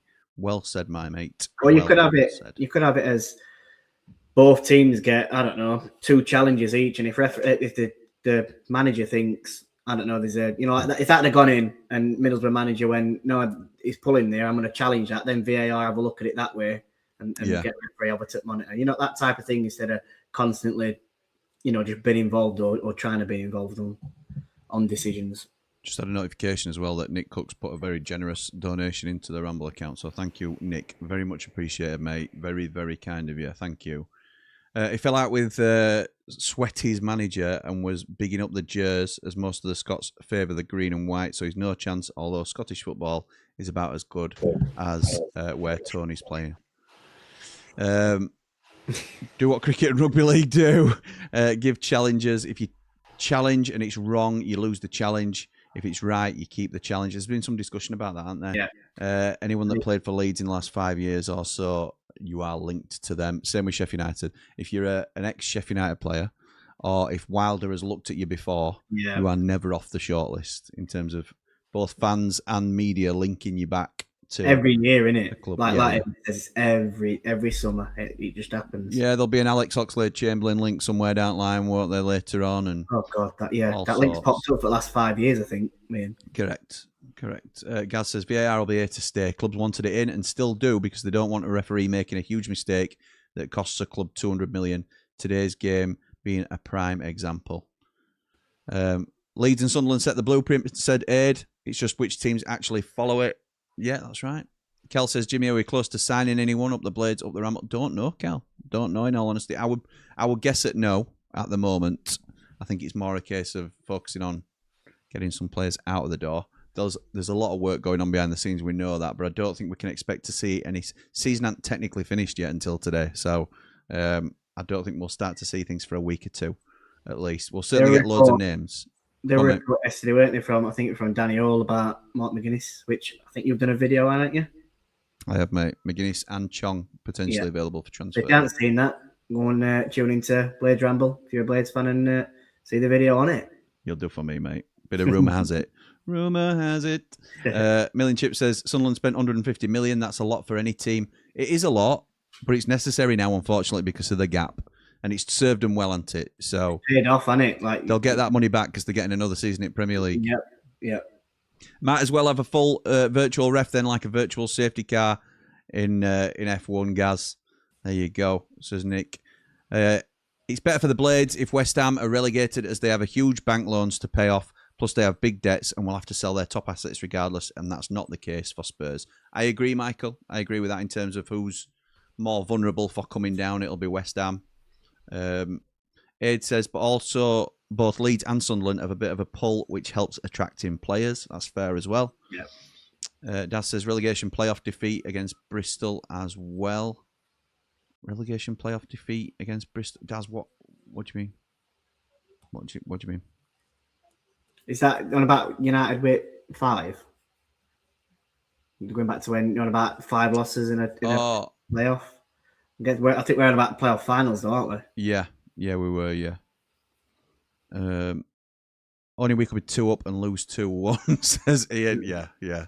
That phrase was going about for a bit, weren't it? Unfortunately. Yeah. You can take one player from each team for United. Who are you taking? Says Paolo. Good question. Oh, from do these you two want teams. realistic ones or just No. Aidan Hackney? Yeah, without a doubt. So that's from Middlesbrough, and I like Charlie Hughes. I do. I was just going to say exactly the same. I think it's got to be. Obviously, a lot of us would say McBurney because of the ties. A lot of us wouldn't say McBurney. Hello, Father, if you're watching. But I think you'd have to be sensible and go Charlie Hughes. I'm just looking at positions that we need as well. And a centre-back is one, so Charlie Hughes I'm picking there. And then we need a centre-mid. So obviously Aidan Hackney comes into that straight away. So that's my 2 picks. I think you're probably right, mate. I think you're probably right. Gaz says it won't be a virtual referee as you need to have a feel for the game, and that's why you have on-field reviews by the referee for anything that is non-factual. Nice, Gaz. Gaz is backing his boys up, innit? 2 words for you. You don't hear in the same sentence: common sense and VAR. Is Calvin Phillips coming back to the Blades on loan next season? Do you know what? So I was speaking with, and I don't mind saying this on here. I was speaking with. No, it's not breaking news. Couldn't go that far. They'd be in the no bleeding shouts going out here. I don't want that. Hey, bit of ITK, Jord. So I don't know why. I was looking into the Calvin Phillips deal, and obviously we've got rid of Tom Davis, 30 grand a week. Jairo Riedewald potentially might have been on 25, 30 grand a week, so he's 60 grand to spare there. What if the deal for Calvin Phillips is something along the lines of Man City actually pay him off because they want him off at books because he's on 50 grand a week or something? Yeah. And United decide to use that 30 grand a week and then potential bonuses for Calvin Phillips. So they sign him on a free transfer, technically. This is the deal they put forward with Man City. So he's on 30 grand and he's on a 2-year deal with a +1 that can be added in on it. But if United get promoted in them 2 or 3 years that he's there on that deal, they pay Man City £5 million for him. Do you know why would Calvin Phillips take that deal? Because he wants to come back to Yorkshire and he wants to be playing football. Yeah, but he's got 2 years left on 150 grand. But if Man City are paying him off, technically, so they're paying his contract up, but they're organising it. So we're not paying anything for Calvin Phillips. It's technically like a free transfer, but it's not. Man City are basically pay him off his wages that is on his contract. And then it comes to United sort of for a free transfer, but we're paying him 30 grand a week plus, I don't know, appearance bonus and promotion bonus, all that stuff. But if United do get promoted in the next 3 years, they then pay $5 million for him. So Man City are getting some money back. I like it. Do you get what I mean? I do. I can't see it, but I like it. I think there's more chance he comes on loan next season. Yeah, no, I do. But that's the other side to look at it. That'd be nice, mate. Like looking at it from. Be nice. They're just showing match momentum, which is basically when the teams control the play and it's heavily in favour of Middlesbrough, but that doesn't tell the whole story. Excuse me. Bless you. Thank you, mate. So, Michael, to answer your question, I think it's more likely than not at the moment, but it's certainly not guaranteed. And nothing wrong with VAR. It's the people who use it that to the problem, says Ramaman. He'd also take McBurney and Hackney. It's a good question, that. It is. Word is he's willing to take a pay cut to restart his career in the Championship, says Aid. Realistic would be Joffy and Ayling because they are Leeds and ex-Leeds. So they fit the blueprint of Sheffield United signings. Unbelievable. I like your profile picture. There's no I in team, but there's me. That's right. That's right. Right, both teams coming back out. Yeah. Oh, Come on. Bernie laughing and smiling. Ryan Giles going mental. He's having a drink. that's just going to stick that in it. Lads had his we're hair not done. the Ramble community are not going to forget Meldrew for that one. No. And he loves it as well. No, he does. He's repeated it enough so that people will remember it. So Could be what you call it, Jim. Could be a T-shirt. That he'd think so. with some what it's all kicking off. He's having a drink. Board Lee says, in respect to VAR, I'd get rid of it. I like the goalie tech when switched on. The delays for decisions just kill the game. Referees seem to be losing confidence in themselves to make a decision. I agree with this, due to always having VAR on their shoulders to correct them if wrong. You see that then? Ball, so all kick off. Ball goes back to Panda, and then Strelek chasing it down. Panda hits it straight at Strelek, and it goes towards goal. It's miles wide, but when you're seeing it from that first camera angle, when you watch it now, though, it deflects off him. If that's going on target, it's hit back at net. It would have been a crazy start to the second half. Look, all empty seats, people coming back from half time. They're all still having a beer. It's crazy. Refreshments needed. Lee also says it's worst addition to football in the last 20 years, VAR. I agree with that. I don't like it. Gazzy's right. Gazzy's bang on. It's here to stay, and it's here for the accuracy. Yeah. And we all understand why it's here. But I don't like it. I'd take human error every day, and I know it's easy to say when it's not in the middle of a decision being made against your team, but Hayden Hackney now just being shown on screen. Will he be the difference? What they use it for is offsides. And I know we've had big toe and stuff go against us, etc., but the semi-automated stuff, I don't actually mind. I think it works pretty well, that, and decisions can be made quick enough. So I'd be happy for it to be used on offsides. The rest of the stuff, like, I'd be happy for the referee to make, like you just said, human. Hold on, Whittaker. Oh, it takes a deflection. It's a corner. Yeah, if it's a human error, then it's a human error. Like it used to be. Yeah. Then fair enough. And I think it gives the referees more responsibility now, because I think if a red card challenge goes in now, when they're unsure, they just give him a yellow card knowing that VAR is going to get involved and say, oh, it's a red card. Whereas I think it'll make him take his time on a decision and say, do you know what, it's a red card, right? I'll give him a red card. Is it more back towards referee making that decision, where I think it's VAR that make that decision for him now? I agree. So it's Matt Target with his corner. It sticks his right hand up. It's left-footed. It's an in-swinger towards near post. I think Coyle gets his head there. It comes back across goal, and McBurney heads it out for another corner. Is it Dale Fry at back stick that heads it back across? It is, isn't it? Yeah. Nick says he agrees with Lee. Refs are relying on it too much and losing the capability of making decisions themselves. I agree. That's kind of the point I was trying to say myself. Then we're going a long way around it. Target again. Right arm in air. Does that mean it's going to back stick again? Is that what these mean? Yes, it is. Oh, Dale Fry. Just over the bar with an header at the back stick. At net. Two good corners from Target there. Yeah, two very good and a couple of decent headers from Dale Fry as well. Daz says, see, it's going to be a Barnsley 1-2 in the pub league next season, as Cal has Tarn as champions and bankrupt Minnows as S6 runners-up. That's my shout, by the way. I don't think. What you think? He thinks Barnsley win it and Tarn second. Not Tarn, and Wednesday second. I think Wednesday won't be far off. I agree. I think they'll go well next season, unfortunately. That's a lovely tackle from Regan Slater. I think with the new owner coming in, the bit of belief, the fans that are going to get behind him, they've sold, I think it's 16,000 season tickets already. I think they'll on sale last weekend.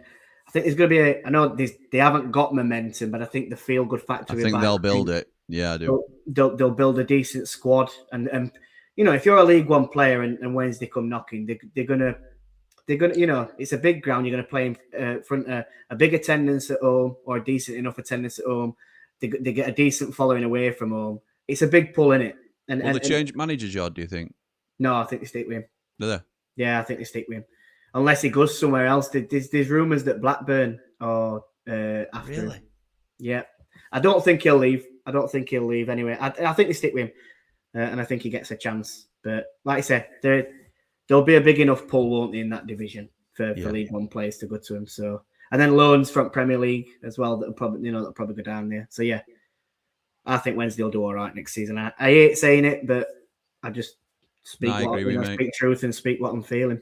Regan Slater does really well again there. I'm gonna watch a bit more of Regan Slater this half because Sheffield United have been heavily linked with him, and he's a Sheffield United boy. Left us for 50 grand. Big Blades fan, and I'm hoping we can probably get him after some of these performances. How much do you think we have to pay for him though? Because he's obviously signed that new that +1 that he had. They've signed it, haven't they? So yeah, they have. Yeah, he's got a year left. I don't know. It's going to cost money to sign. Is it going to be like 500 grand, which is mental? We let him go for 50. But we've got a sell on, haven't we? Which might be silly. Right, that knocks it down. Yeah, that can knock it down. Who's been the better team? Says Sam. I would say Borough have controlled most of the play, but it's not been like one-sided by any means. Nick says it. Borough. VAR is there so they can cheat. Simple, says Day One. That's in Scotland, yeah, absolutely. I agree. In Scotland, it's been shocking. Some of the decisions made there. Do you think this will go to extra time? I won't back against it at the minute, Sam. To be honest, I predicted extra time. You did, Sam. If you've missed it at the start, I predicted 1-1 and then extra time and pens. I'd take human error every day. Me too, James. Kel says, Jimmy, how's Andy the Blade? Hope the Blade's up the ramble. He's okay, thank you, Kel. Thank you for asking. He's all right. I'm seeing him tonight. Oh, ball out wide. Balumi, right hand side, edge of box. Kyle advances, it gets to him. Matt Crooks from penalty spot. It's a poor header. It's not even gone out. Liam Miller mops it up and then kicks it out of play. Miller. Crooks has to do better there for me, Jim. It's a nice ball. Crooks does. Yeah, he does. From Coyle onto a penalty spot. I wonder if Ayling, sort of coming towards challenging, puts him off a bit.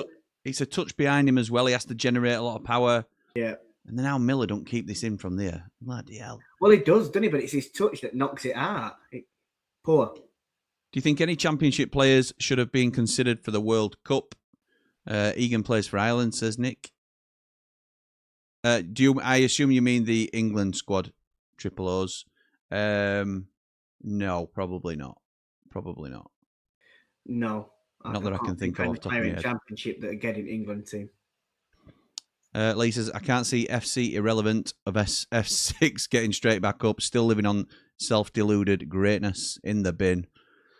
Yeah, I think they'll do all right. 181 watching and only 60 likes, says Debs. Thank you. Let's help Jimmy get up to 4K. Like, subscribe, and hype, people. Thank you, Debs. That's a lovely thing to say. They have a big pull compared to other League One teams, and a pull is something teams can't compete with. Yeah, I agree. They do have a big pull. What are we on now, Jim, subscribers-wise? 3,250, I think. I'm going to say it. So we want 4K before season opening day. Nice. I think World Cup content, we could maybe achieve that, but we'll see. Yeah. It's a big ask, but we'll see. Yeah. And then when season kicks off, we'll be a fully fledged Championship channel. So really looking forward to that. Regan Slater has a foul given against him. I think he's fouled. I do too. I thought it was opposite way for me personally. That's what he's saying, to be honest. Yeah. At least we don't start next season. We won't be bottom, says Nick. Yeah, that's true.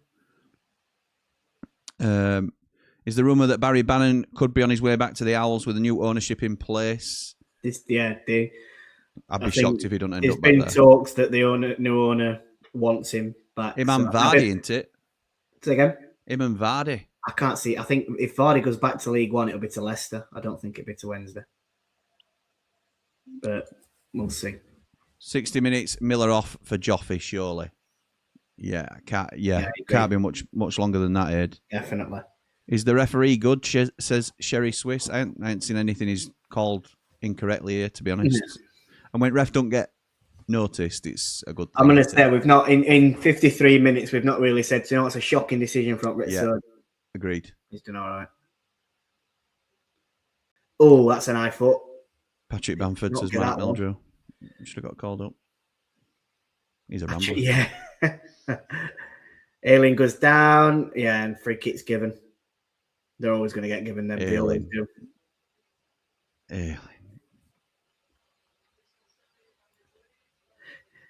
I remember Ayling. He played.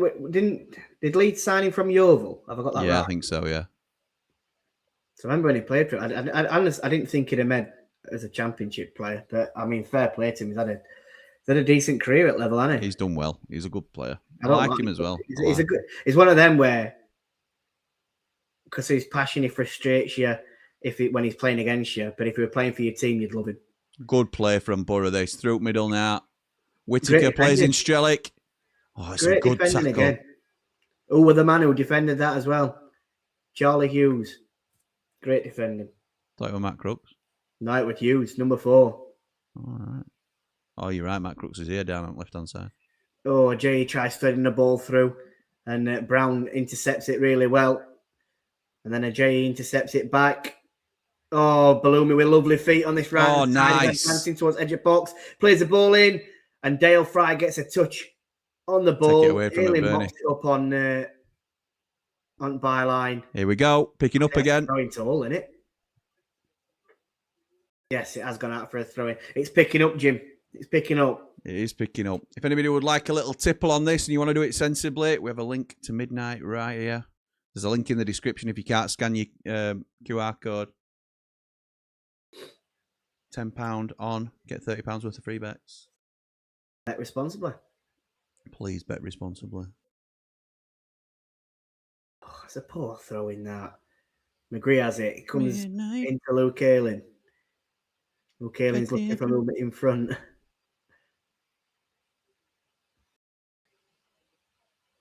Is it just me, or have Midnight appeared everywhere since they started sponsoring our club? I cannot go online anywhere. No, I'm going to be honest, I didn't know who they were until this sponsored us in Southampton. And like you say, you see it everywhere now, don't you? Yeah, absolutely everywhere. Hopefully they're still involved with us next season as well, because you've got to experience some good stuff, haven't you, through Midnight this year? So it'd be good for you and good for the club. Yes, mate. Yeah, I think we're all right. We're all right. Foul. It's not given. Liam Miller pushes Whittaker back, gets away with it. Regan Slater plays it to Tommy Coyle. Tommy Coyle. Tommy Coyle. No, a boxer, weren't it? That's his brother, Louis Coyle. I mean, Liam Miller gets it back on this left-hand side. Takes it onto his left foot. He has to come back onto his right. It's Matt Crooks on edge at box. Plays it to Bloomy. Bloomy does a back heel flick. And to Nobby. John Egan plays it back towards the Hull well City done, Eags. Clever. Hull are coming into it now, though. They're trying to advance forward more than they did in that first half.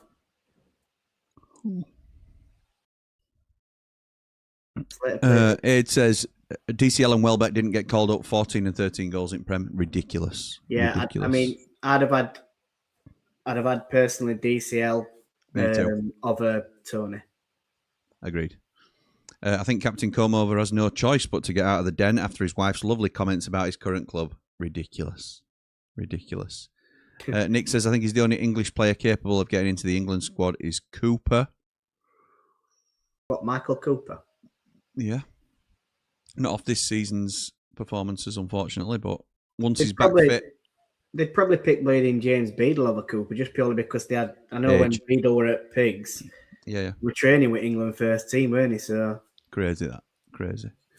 Mark Meldrew says, Rory says, Jimmy, you're amazing, and he's having a takeaway. Oh, brilliant, mate. Brilliant. You're amazing too, Rory, and happy birthday for tomorrow, pal. Rory says, you're good at bowling, Jord, and have a lot of pennies. There you go. Have a good day tomorrow, Rory. He's rich. His Uncle Jord. Balumi won't be at Hull next season if they lose, says Aid. He's a flair player and he catches the eye. Jimmy, are we getting a new kit? Says Kel, up the blades, up the ramble. Yes, Kel, we are. It's new suppliers. Adidas. I'm looking forward to it. Yeah, it'll be good. I'm looking forward to next season's kit. I wonder when it'll be. Released. It'll probably be a new signing, won't it? Well, obviously, Shop's having a new fit out in it, and they're expecting it to open. Yes. Hold on. Oh, well what a ball played, that is. Aileen. Well played. Aileen's read that all the way. Well Shop's done. having a new fit out, and they're expecting to open it at the start of July. So I think that's when Kit will get announced around that time. He's howling here. Wonder if Tony had a flutter on himself to make the squad, says Ian. Nice. Nicely done. I forgot it was the final today, says Bongo Baggins. How is Southampton doing? From a Pompey fan, I think. Doing that, I think. Yeah, I think they are. I think they're watching from afar. Yep. Geldorf's Joffy. coming. Who said Geldorf? 60 minutes. By the way. Yeah. Because it's bang on the money.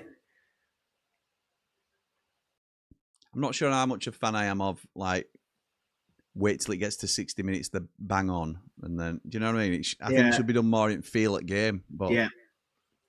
You get them certain times you can put your subs on though, don't they? Yeah, true. Like from 45 to 60 minutes, you can make a sub. Oh, can you? Right. Oh, it's a good block. Just stick with Borough it. just had a double chance there. Yeah. Callum Britton has it on right hand side. Tries to play a ball and it's blocked by Crooks. Miller has it on left hand side. Does well with it. Comes centrally. Well then done. gets fouled by Britton. And I thought that were a yellow. He's played play on. So he should. It's a yellow card. If not, lovely ball. Balumi on pass. right hand side. There's no one in box yet, so he's having to do it on his send. He cuts onto his left foot, onto edge of box. He has a shot. It goes straight down the keeper's throat. Oh, it looked like a deflection as well. Well, Unlucky that, Balumi. Lovely That ball shot. from through to him. Was it Miller that played it through? Yeah, it was Miller. No, Miller. It was Slater, weren't it? I think Miller, he got fouled, didn't he? And I still think referee's got to come back and book him for that.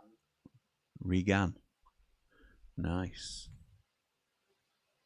It's a much better second half, isn't it? Yeah, it is. It is.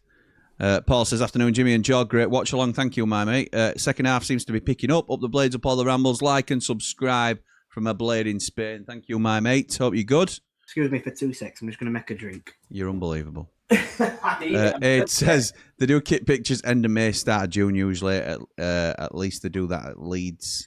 Called it. Yes, you did, Ed. Absolutely bang on. They ain't got him on yet, but you weren't far away at all. They probably would have done if it had gone out to play properly. Giles back to Hughes. Brings it inside further to Ajayi, who's progressing down the right-hand side. Knocks it in, and it's... What is that? What is that? A ridiculous cross that goes out for a goal kick, and here comes Geldart. Is there a D in his name? I don't think it's Geld. I think it's Gelhard. Gelhard. Still call him Yeah, and it Gelhard. is exactly as we've called it. It's Miller coming off with his natural blonde hair and Joffy on. To be fair, it's been a brilliant week, says Bongo Baggins, the Portsmouth fan. Thought it might have been. Joffy on. 3 windows outside of half time. Oh, yeah, there's 3 windows. Yeah. So it's like I said, it's like 45 to 60 minutes. Then No, you don't have to do that. Oh. It's not an allocated. You get one before. You could do like 3 at 55. Could do another 1 at 60. You could do another 1 at 80 if you wanted. But you can have 5 subs in 3 different windows of subs. Yeah, that's it. Yeah, and but what I meant is I thought then windows come at like you've got a window at like. No, 40. you ain't got allocated times. Right, I get it now.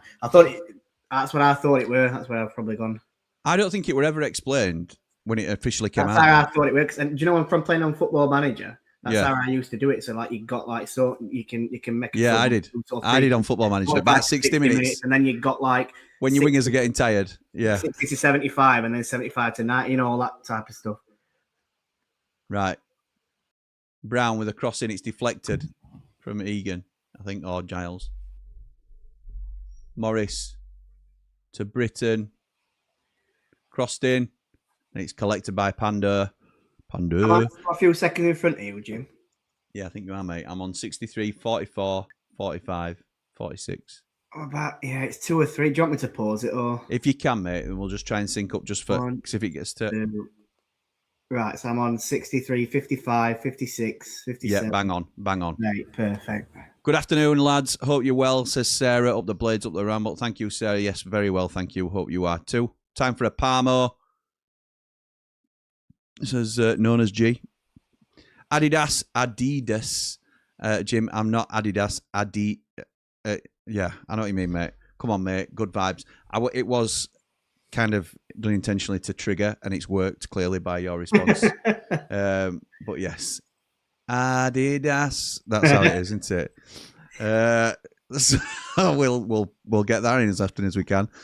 Cooler King says, here's a question for you, lads. How many of the starting 11 for the first match of next season are already at the club? Ooh. Cooper. Sariki. Oh, headed clear by Dale Fry. Cooper, Sariki, Tanganga, McCallum, Arblaster. Yeah. Brooks. Brooks. O'Hare, Bamford, 9. 8, sorry, I've got there. 8. Yeah. No, you could even say Joe Rothwell might start for us next season. Yeah. So we need a centre half, a centre midfielder, and a left winger to start. Yeah. Better options off at bench as well, though. Absolutely. It's Adidas who won the war. Wow. 3 opportunities, not including half time. Thank you, guys. Basically, you can stop the match 3 times. Yeah, but there's no allocated times, are there, guys? Right, okay. No. Oh, hang on. Just doing that silly request failed thing again.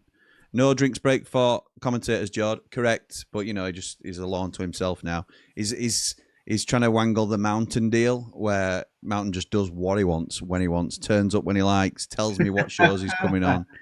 Ridiculous.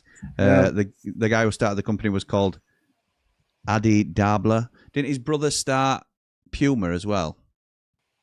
I'm pretty sure that's he was German. Yes, that's right.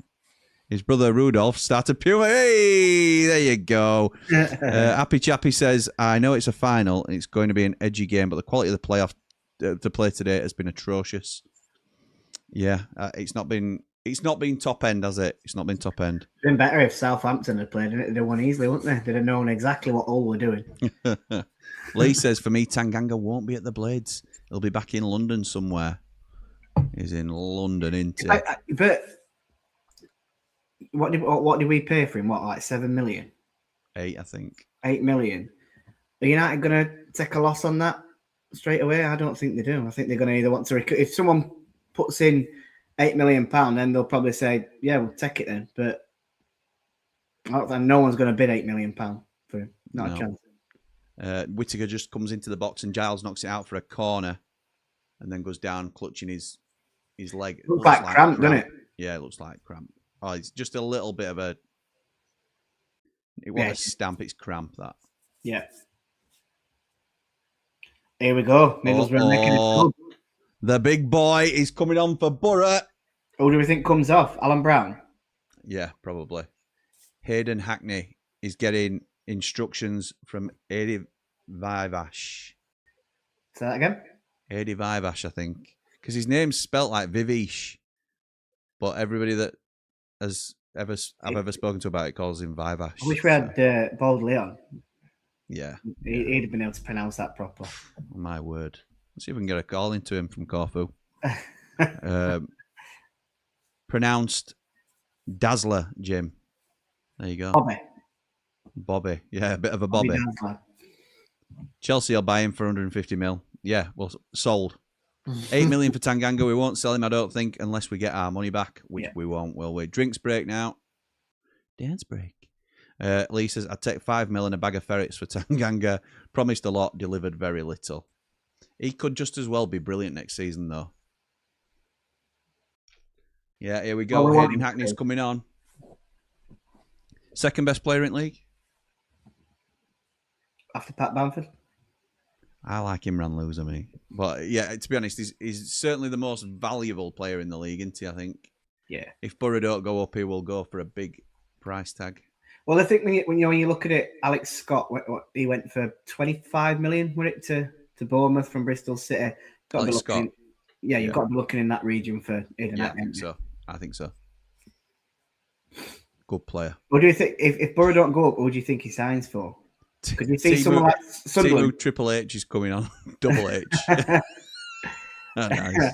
Could you see him going to someone like Sunderland, staying in North? I know it's a bit of a rivalry. But could you imagine Sunderland coming in and putting that type of money down for him and he don't have to move far? What if Newcastle came in? I think he'd definitely go to Newcastle. For Tonali. Tonali's supposed to be going, isn't he? Yes, that's not a bad shout.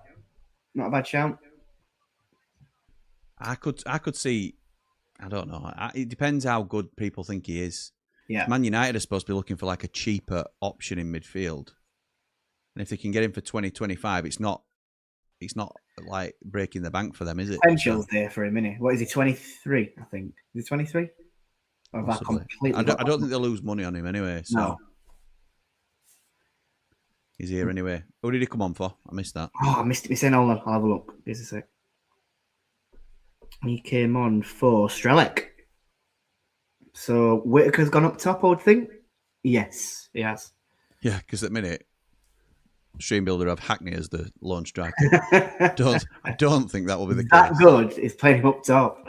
So that must be a move to look at his stats there. Oh, final third passes his first, successful final third first, chances created second, from open play second, and progressive carries is second as well. So in the entire championship. Yeah, it shows you how good he's been this season. Wow. I'm intrigued to see, because obviously he's been injured, hasn't he? So I'm intrigued to see how involved he can get in this game. Obviously, there's 20 minutes left, so he should be able to comfortably do that. But if it goes to extra time, is he going to tire towards end of extra time? We will see. He's on the ball now. Cheaper option, you say? Have they heard of Jamie Shackleton? Yeah, nice. And he wins the throw-in, doesn't he?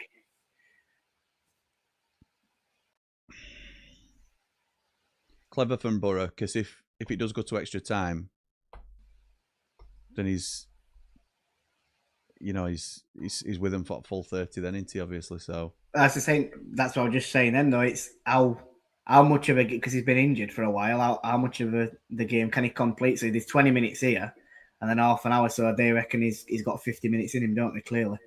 Yeah, but it's rather that you'd rather do that than risk him from start maybe and I have to totally bring agree. him off. Yeah, totally agree that. Regan Slater has it. He's intercepted by McGree. Then Slater makes a foul. Correct call from the referee.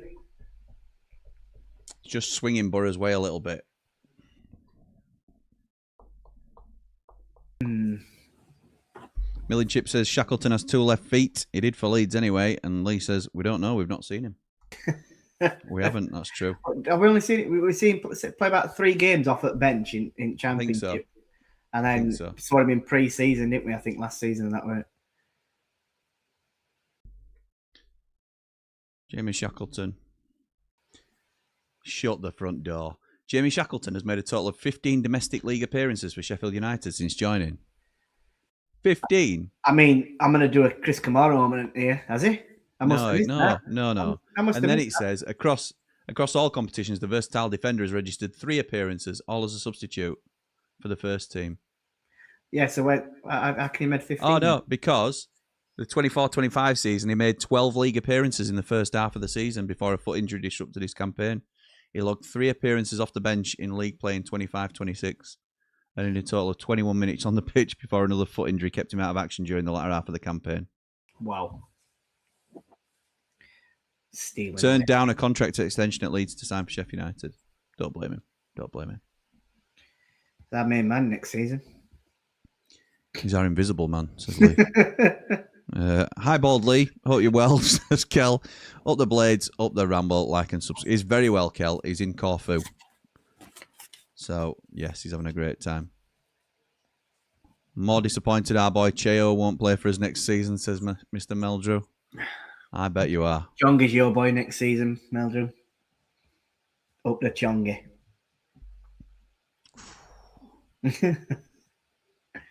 We've gone down injured here. Or is it just cramp again? Was it McGree? I think it were, weren't it? There's going to be a substitution for Hull.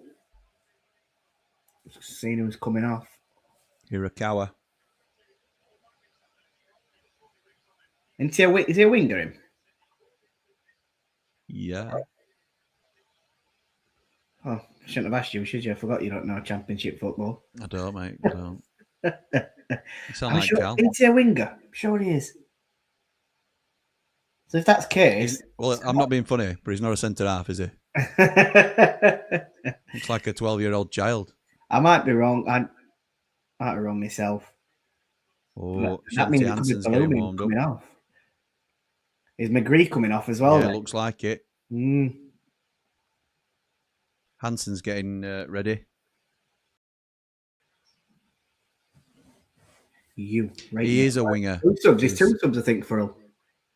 He's a winger because he's got you on back, hasn't he? Yeah. Remember him now. That means Balloon must be coming off, or Louis Coyle. Surely. I know, well, McGree's definitely come off. Unless Balloumi goes central. True. Like in the 10. So, yeah, McGree has come off and Hansen's replaced him. I'm still waiting for him to make that sub. Like I said, there's two subs. There's another Cody Drama. player in it. Cody. Go on, Eric. I'll put your bleeding thing up, referee. Me. It's number 3. So it's Ryan Giles who's coming off for Hirakawa. Wowzers. Not sure about that. He's had cramp though, hasn't he? Went down with cramp, so that's got to be. It's not. I don't think it's tactical wise. I think it's a forced change. So then Dramer must be coming on for Kyle, surely. I think no, Baloomi's just walked off pitch. Yeah, is it Baloomi? Yeah, so Hirakawa's going to go. Hirakawa's going to go in Baloomi's place.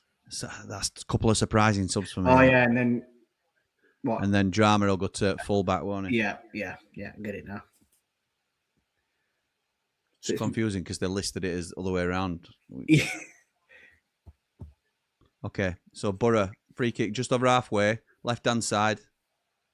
Target will be taking, I think. He has Can't done. see from here. Send it Egan, back heads into clear. the box. Hackney has it towards byline, plays the ball back in.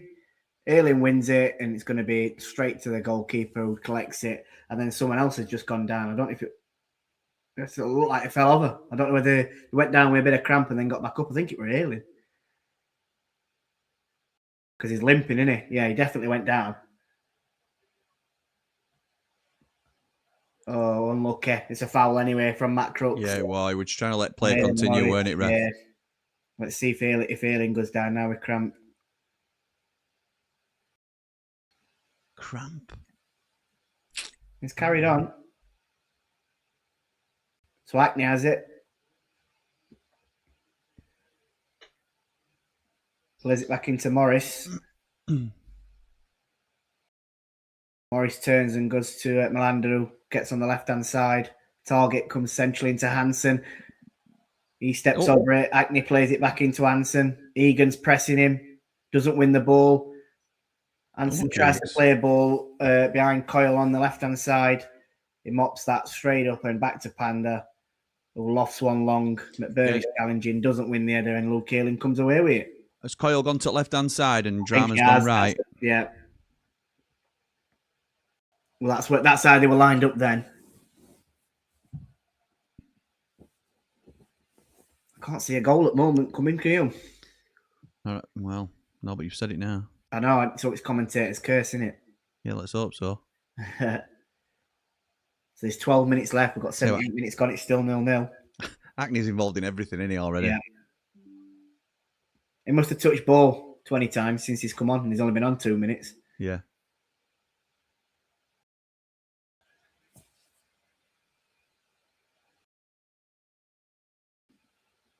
I think players are tired, you know, because it's quite static. There's not a lot of movement. Again, they've gone very deep, and they're happy to sit deep and let Middlesbrough have possession. But Middlesbrough aren't really creating too much with it. Wyburn Windmiller says, what do you think of the quality of today's match, Jimmy and Jord? Might have read that already, but... As expected, I think. Yeah. I said at the start it'd be cagey, and it's been exactly that. Have Hull still got the transfer embargo in place? I believe so, Michael. Yeah, I believe so. Jimmy Jord, what's been the highlight and lows of the season for you? The highlight was definitely relegating Sheffield Wednesday at Bramall Lane. Yeah, because we've not had nothing else to cheer. We hadn't had what else to cheer about. No, the highlight was Chris Wilder returning. The low light was Ruben Sayers. Ruben Sayers, yeah. I don't want to think about last season, to be honest. I think if you can choose one to erase, it'd be that one. Up the Kahith Thong, says Meldrew. Just seen someone do a Sky request about Borough to win today, but Hull to play in the Prem next season. Nice. Hansen's in behind. Oh, great save from What a Panda. save. What a save. Wowzers. It's 1-on-1. Flags up. It's offside, yeah. It was a tight angle for him anyway. But who plays bowling? Is it Acme? No, it's not. Yeah, it is. And he is offside. But it's Acme who plays bowling behind. Hansen obviously gets through his own. What a pass that is from Aiden. Box, and he tries to play it across goal. It's a great save, that. Really good save. Good song, Bop, says Meldrew.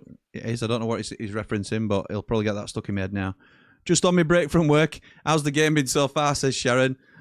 Meldrew says, in a nutshell, Sharon, you go back to work, love. If Borough score, now Hull's lawyers will start charging. Yeah, they will. They will. Cool the king. Oh. Kyle on this left-hand side. He's looking for movement. He needs it because he's got no left foot. Irikawa. Back into Kyle. Kyle into Charlie Hughes. Next, Matt Crooks is still down this left-hand side. Ball's got to go in box. Kyle does play it ball in box. It takes a deflection up in air. Geldo with the shot on the turn. Oh! I tell you what, he does really well there because he gets buoyed up a bit at that back stick. Looked like a lost cause, that, didn't it? Yeah, it's Matt Target, isn't it? Target then it gets caught napping, really. And Geldot swings his left foot at it from point at 6-yard box on right-hand side, but he just can't wrap his foot around it enough, and it goes past the post. Hull going to see Sue if Borough win. So they say. Million Chip. We'll have to wait and see. Jimmy, can you see this match going to pens? Up the blades, up the ramble. Like and subscribe. Let's get this superb channel to 12k. Yeah, I can potentially. Yeah, potentially. I can see it going that way. Anyone for a sing-song, lads? Says Meldrew. Yeah, probably in a bit. Depends how it goes. It's just started getting better, though, to be fair. Bald Lee says, Scratch Phil asks, if you're sponsoring a Blades player next season, Jim, would it be worth sponsoring Shackleton?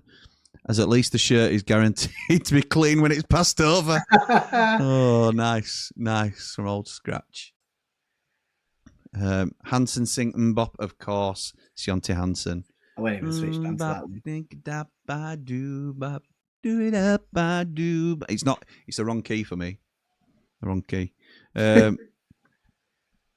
Doing double over S6 and relegating them low point sayers walking through the door, says James. Yeah. As things stand now, do you think Blades have a squad that could finish 8th or above? Says Cooler King. Yes. Yes. Yeah, I'll say yeah. Meldrew says, no, I don't. Need multiple editions. And Celtic win the Scottish Cup final over Dunfermline in 3. Yeah, well done. Who's bothered? Well done, cheats. Did all the hits already in the semi-final. That's true. Forgot how much of a sing-song we had in that semi. Oh, that were ridiculous. That were good, though. Oh, Irikawa. He's 1-on-1. It's not a foul. It's not a foul. No, it's not. It's just zero strength as Morris just shoulders him off the ball. More just a natural coming together anyway, even if so. So it's no.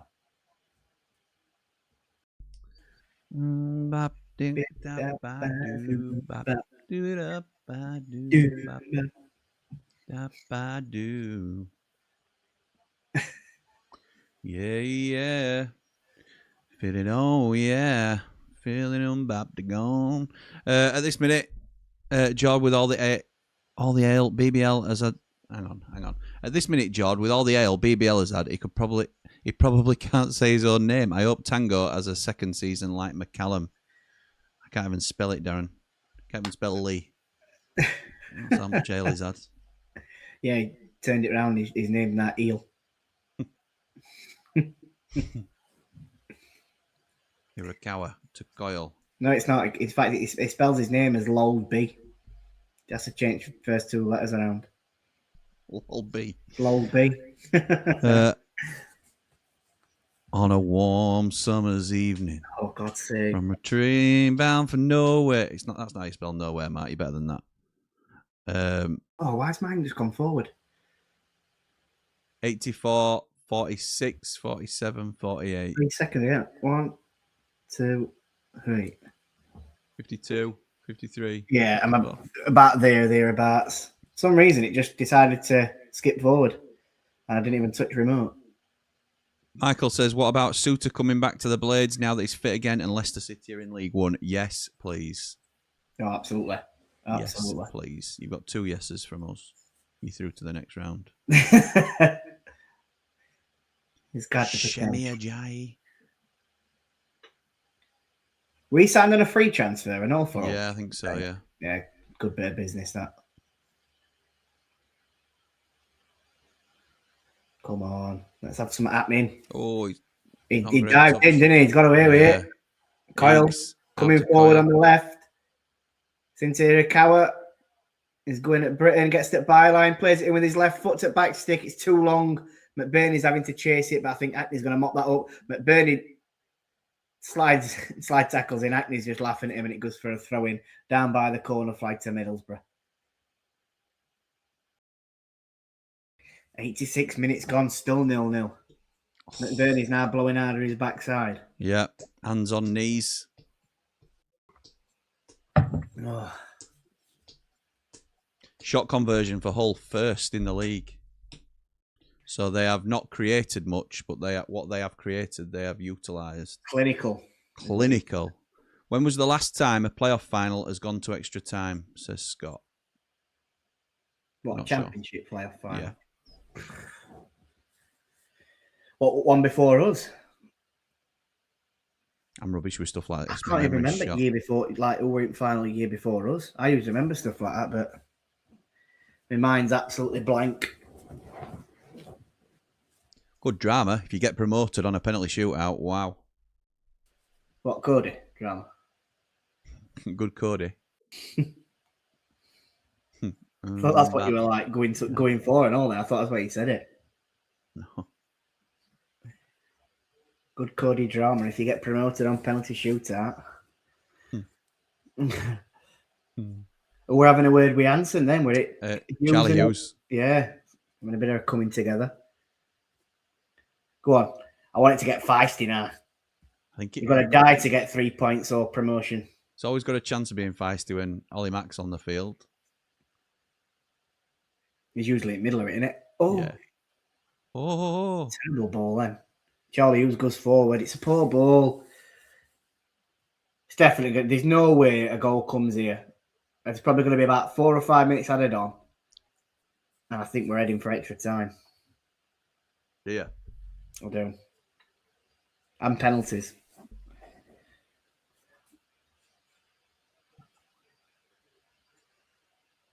Middlesbrough fans biting the nails.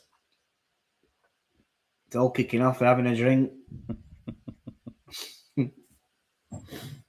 So Luke Ayling has it in his own half. He comes to the right-hand side to Britton. Britton plays ball centre. Hansen's 25 yards, 30 yards out, should I say.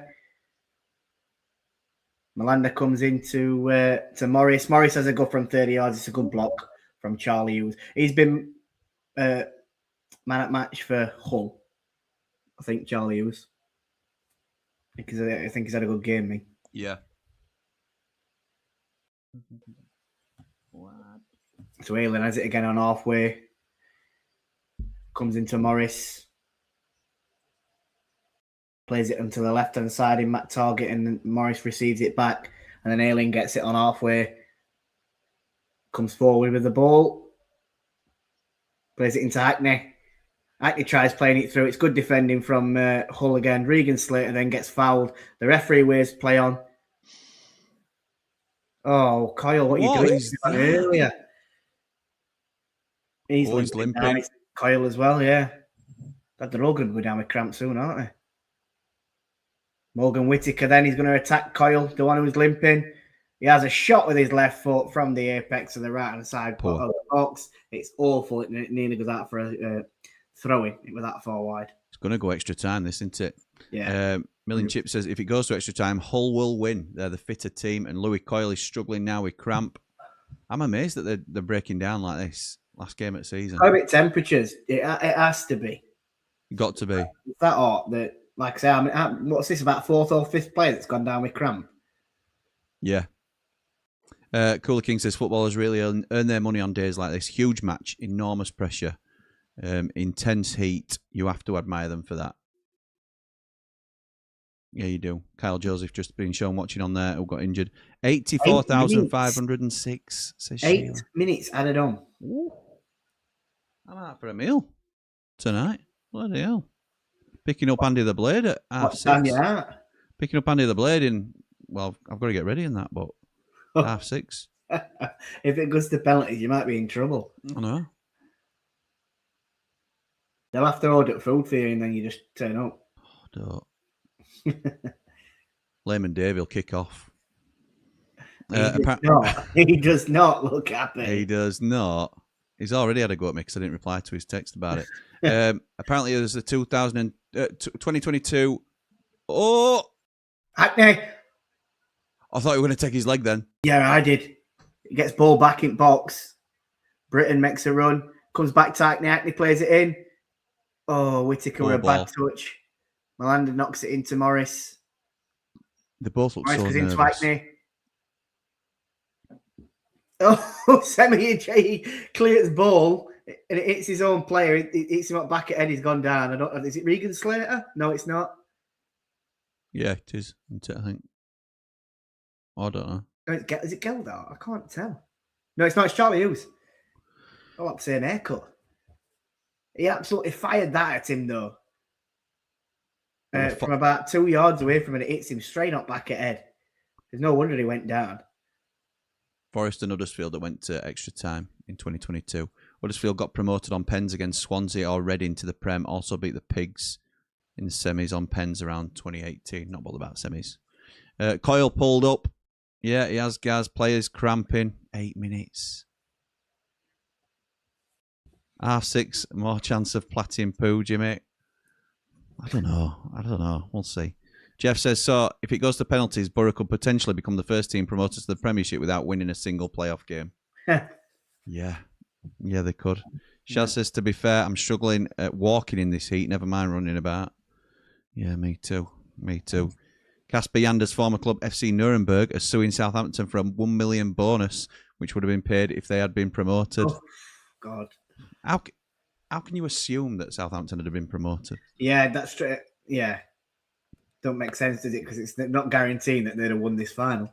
So that's right. If Slater comes back to United, he needs to sort that hair out, says Gaz. Wilder will sort it. Tell him he can't sign if he has an haircut like that. Yeah. Oh, where it now? So it's somewhere in Scotland that did that, where they said if you're signing for us, you better go and get your haircut. Oh, where it now? I don't know. I can't remember. It was going back years, and it wasn't old footballers that told the story. I don't know if it's like a Paul Gascoigne story or it's someone signing for Man U and Sir Alex Ferguson said, if you're signing for us, you better go and get your haircut. I can't remember now. It's a funny one, and it's annoying me that I can't remember it because it'd be a good one to tell. So Aidan Morris is going to take the drop ball. And he passes it straight into Luke Ayling. It's going to go in box. It's a poor ball in, and John Egan just good head, John Egan. Geldart plays it into Regan Slater, who knocks it off at top for Geldart to run onto.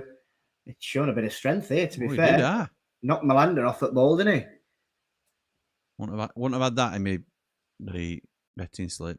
No. Wouldn't have been on bingo cards. No. He's now holding Melander off. Well come away with ball. It's into McBurney. He plays it to this wide left and advancing forwards to Coyle. Coyle goes into Hirakawa. Hirakawa advancing towards byline. He plays it in with his left foot. It's a goal! Oh, Wow! Get in! Yes, Ollie Mack! Get in! Keeper should do better. Oh, no! Borough, the heartbreak. Oh, my God. Sol Brins is obviously down out floor. So Hirakawa, I tell you, it was good from Geldart to start with. Ball comes into, I think, Regan Slater. Then it gets put into McBurney. McBurney just plays a first-time pass into Coyle. Coyle advances forward on the left-hand side. It goes into Hirakawa. Hirakawa knocks it onto his left foot towards byline. He plays the ball in with his left foot, and Sol Bryn tries to catch it. He drops it straight in front of himself on the 6-yard box, and McBurney's there just to mop it up, stick it in back at net. It's 1-0 Hull. Sol Bryn. He's gutted, isn't he? He's gutted. There's 3 minutes left added on time. Ollie Is that McBurney the could goal do that sends Hull City back to the Premier League? Could do with a few more tattoos, could McBurney? He's not going on. It's just showing you replay again now. Sol Bryn has to do better, doesn't he? Sol Bryn. Oh, no. No, is VAR going to get involved on this? Watch. Is Geldart offside? He hasn't touched it. He hasn't No, he interfered with hasn't. play. What's the rules on this one? He hasn't interfered with play. I don't think so. No, that goes in if Geldart's there or not. I think, obviously, if he touches it, he's offside. That's a goal all day long. McBurney. Love that for Ollie McBurney. Look at that lad and dad at front and all celebrating. That's what it's about. Dad and lad at front. Not so sure about 3 lads with top off. But you do you, lads. You do you. Wow. That's got to be, well, they've got to shot. They've got to throw Armitage Shanks at it now, haven't they, Middlesbrough? Ollie Mack. And he still don't get in Scotland team. Sammy Ento's come on for Middlesbrough. And I think there's another sub as well, isn't there? McBurney's been booked for taking his shirt off. Yeah. They're hanging fire here, Jim, for VAR. I know they are, but The Sammy Ento and Ibe on for Brown. Oh, Lundstrom's coming on, as is Paddy McNair. Wow, Regan Slater's coming off to a standing ovation. He's not had a bad game, to be fair. Thanks, Regan. We'll see you next season. Hopefully. Coyle off as well. Lundstrom and McNair on. What a story for all this is, though, as well. Last season, just surviving last game at season. Oh, it's brilliant. Go on I've got a transfer embargo and finish 6th on last game at season to then go up. I'm buzzing for Ollie McBurney. That's a McBurney. fairy tale story, isn't it? I am buzzing for him. Well done, lads. It had to happen. It had to happen. Game's not over yet, so we can't say that it's there. We like to think it is.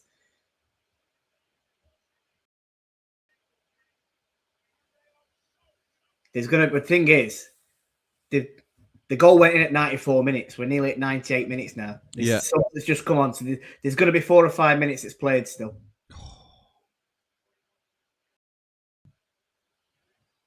Imagine though, Scott. Imagine just not that it's just Ollie McBurney, but imagine you've been that player to score it 94th minute. If it takes them up, you'd be just written his name into their history, hasn't he? He's only been there a year. Yeah, absolutely. What a signing he's been for them, by the way. Free transfer and all. Signing at season, that. I'm gutted. Well, I am. I'm gutted we didn't get him. Well, that's what Wilder will be thinking. It'd have been us. Yeah. If they'd have not sacked him, it'd have been us that he'd have been playing for. Yeah. Yeah, 100%. So throwing on this left-hand side tool. They have kicked back off, by the way. The goal did stand. Like Jim says, McBurney got a yellow card for his celebration as he took his shirt off, but I don't think he'll be too bothered about that. Absolutely brilliant. I'm just going to jump into some comments here. Not everything, because obviously we want to get it Absolutely fantastic and just in time for me heading back to work. It just had to be Ollie. I don't know why I didn't have Hull 1-0 Ollie McBurney. I've been saying it all chuffing week. Coloured boots, can you believe it? Great goal, says Paul. No offside there, says Gaz. No impact and didn't affect the defender. He's in an offside position, but no impact. A lot of time will be left on here still. He reckons it goes 205, says Gaz. Yeah, you're probably right. You're not be far off. Yeah. ATB, are you watching, says McBurney. Stars. Michael says, Jimmy, you can't be happy for Hull City as they have John Lundstrom in their side. Goes beyond that, doesn't it? I'm happy for him.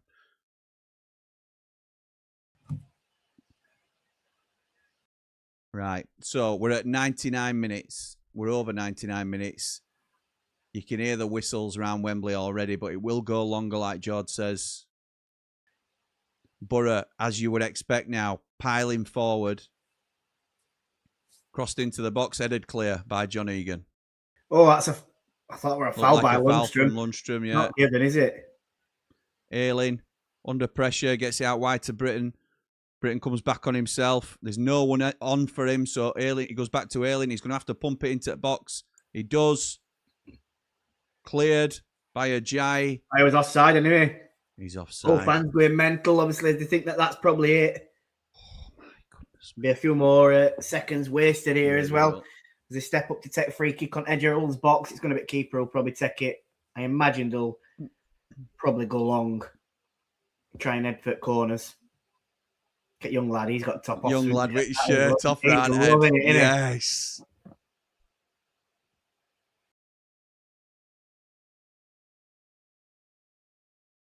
Crazy, isn't it? He left us and now he's going to be a Premier League player again. And Eags. Deserves it after the season he's had. Yeah, 100%. 100%. Morris has just given McBurney a shoulder. It. Middlesbrough clear it up long now. Ajayi controls it on halfway. And it gives a foul away. Hackney's standing over at ball. He's looking to take it quick, but Lundstrom blocks him off from that. So they, after hang fire, they sent every man forward now. Was that Hackney's last touch as a Borough player? You'd think so, wouldn't you?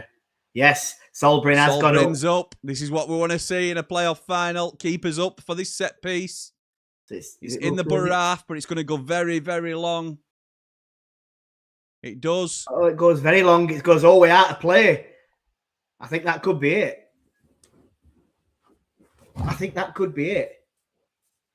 McBurney. They're zooming in on McBurney all the time because he's obviously been the main man to score the goal. Who's is Johnny captain for Hull? Who's their captain? Oh, it's Kyle, isn't it? It's Kyle. Look at this. Look at this. What am I looking at here? It's not well done to Ollie McBurney from Andy the Blade. Wow. Let me tell you something, brother. Well done, Ollie McBurney. Brother. Go to the Premier League.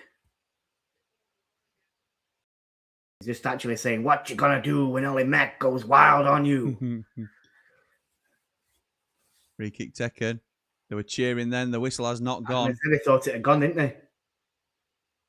Out for a Borough throw. Hull just know how to win at Wembley, don't they? In playoffs. I wish it were us. So it's going to be a throw in and halfway. They give themselves a day out, don't they? Say again, sorry? They know how to give themselves a day out at Wembley. Oh, absolutely, yeah.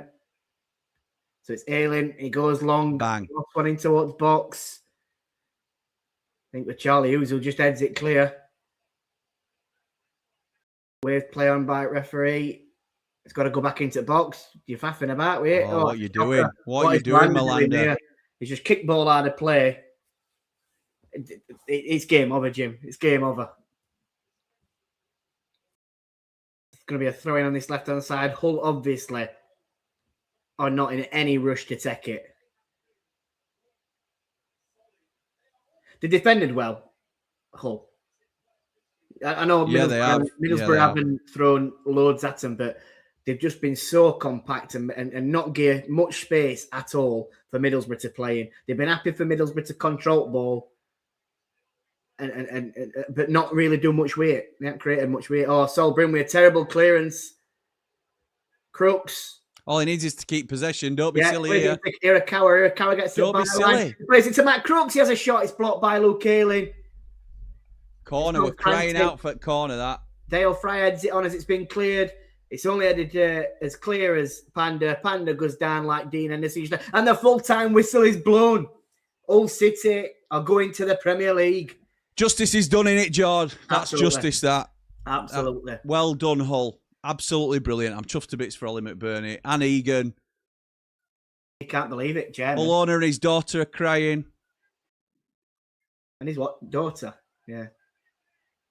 She's back pocketed another 50 million quid. She's loving it. He'd definitely pull her if he went a millionaire. Oh, 100%. Yeah, 100%. Yeah, definitely. Well done, Hull. Absolutely brilliant. Absolutely brilliant. I bet Middlesbrough fans probably if you're a Middlesbrough fan, you're probably thinking, I'd rather have just lost it. Yeah. Do we have to come to Wembley to lose? Sending me to Wembley just to see this again. Yeah. Jeff says justice has been done. Hull should have been given automatic promotion anyway. Borough have no legitimate right to be there. The only reason they were given the shot was the money the final generates. I agree with that.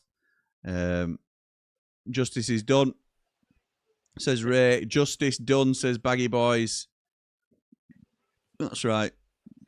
Sheffield United B team promoted. Well, mate, wow. I don't know why it's not coming up on screen as quickly, but never mind. I'm going to end on this comment, to be fair, mate. Andy the Blade says, fair play to Ollie. He's not my cup of tea, but what a season he's had. It would have definitely helped us this season. Hull winning is the best result all round. Yeah. Well said, Dad. Jord, any final comments, pal? Yeah, no, well, not been a great season for us Blades, but as always, these watch-alongs are what keep us going, aren't they, all the way through the season, not just watching our team, but watching everyone else. So thank you for letting me be a part of it, mate. It's a huge honour and a pleasure to share the screen with you.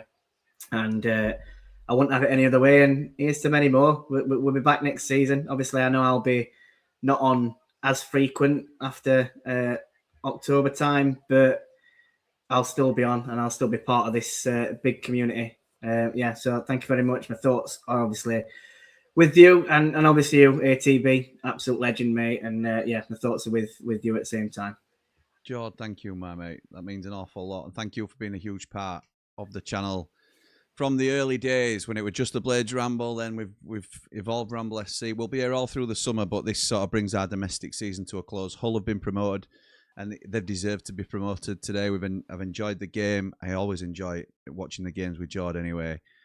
Shout out to my dad, as always. I want to thank everybody that's joined me today. And sort of, it's been a welcome distraction today from a bit of a sad time for us personally as a family. And I just want to say thank you, first and foremost, to Big Col, because again, without Big Col, there wouldn't be a channel. You wouldn't be watching us. We wouldn't be doing this. There's no ATB without Big Col, and there's no me without ATB. None of us support Sheffield United. None of our family. Eki out Sal would echo that as well. So thank you for the company, Jord, and we'll see you all next season. Up the call.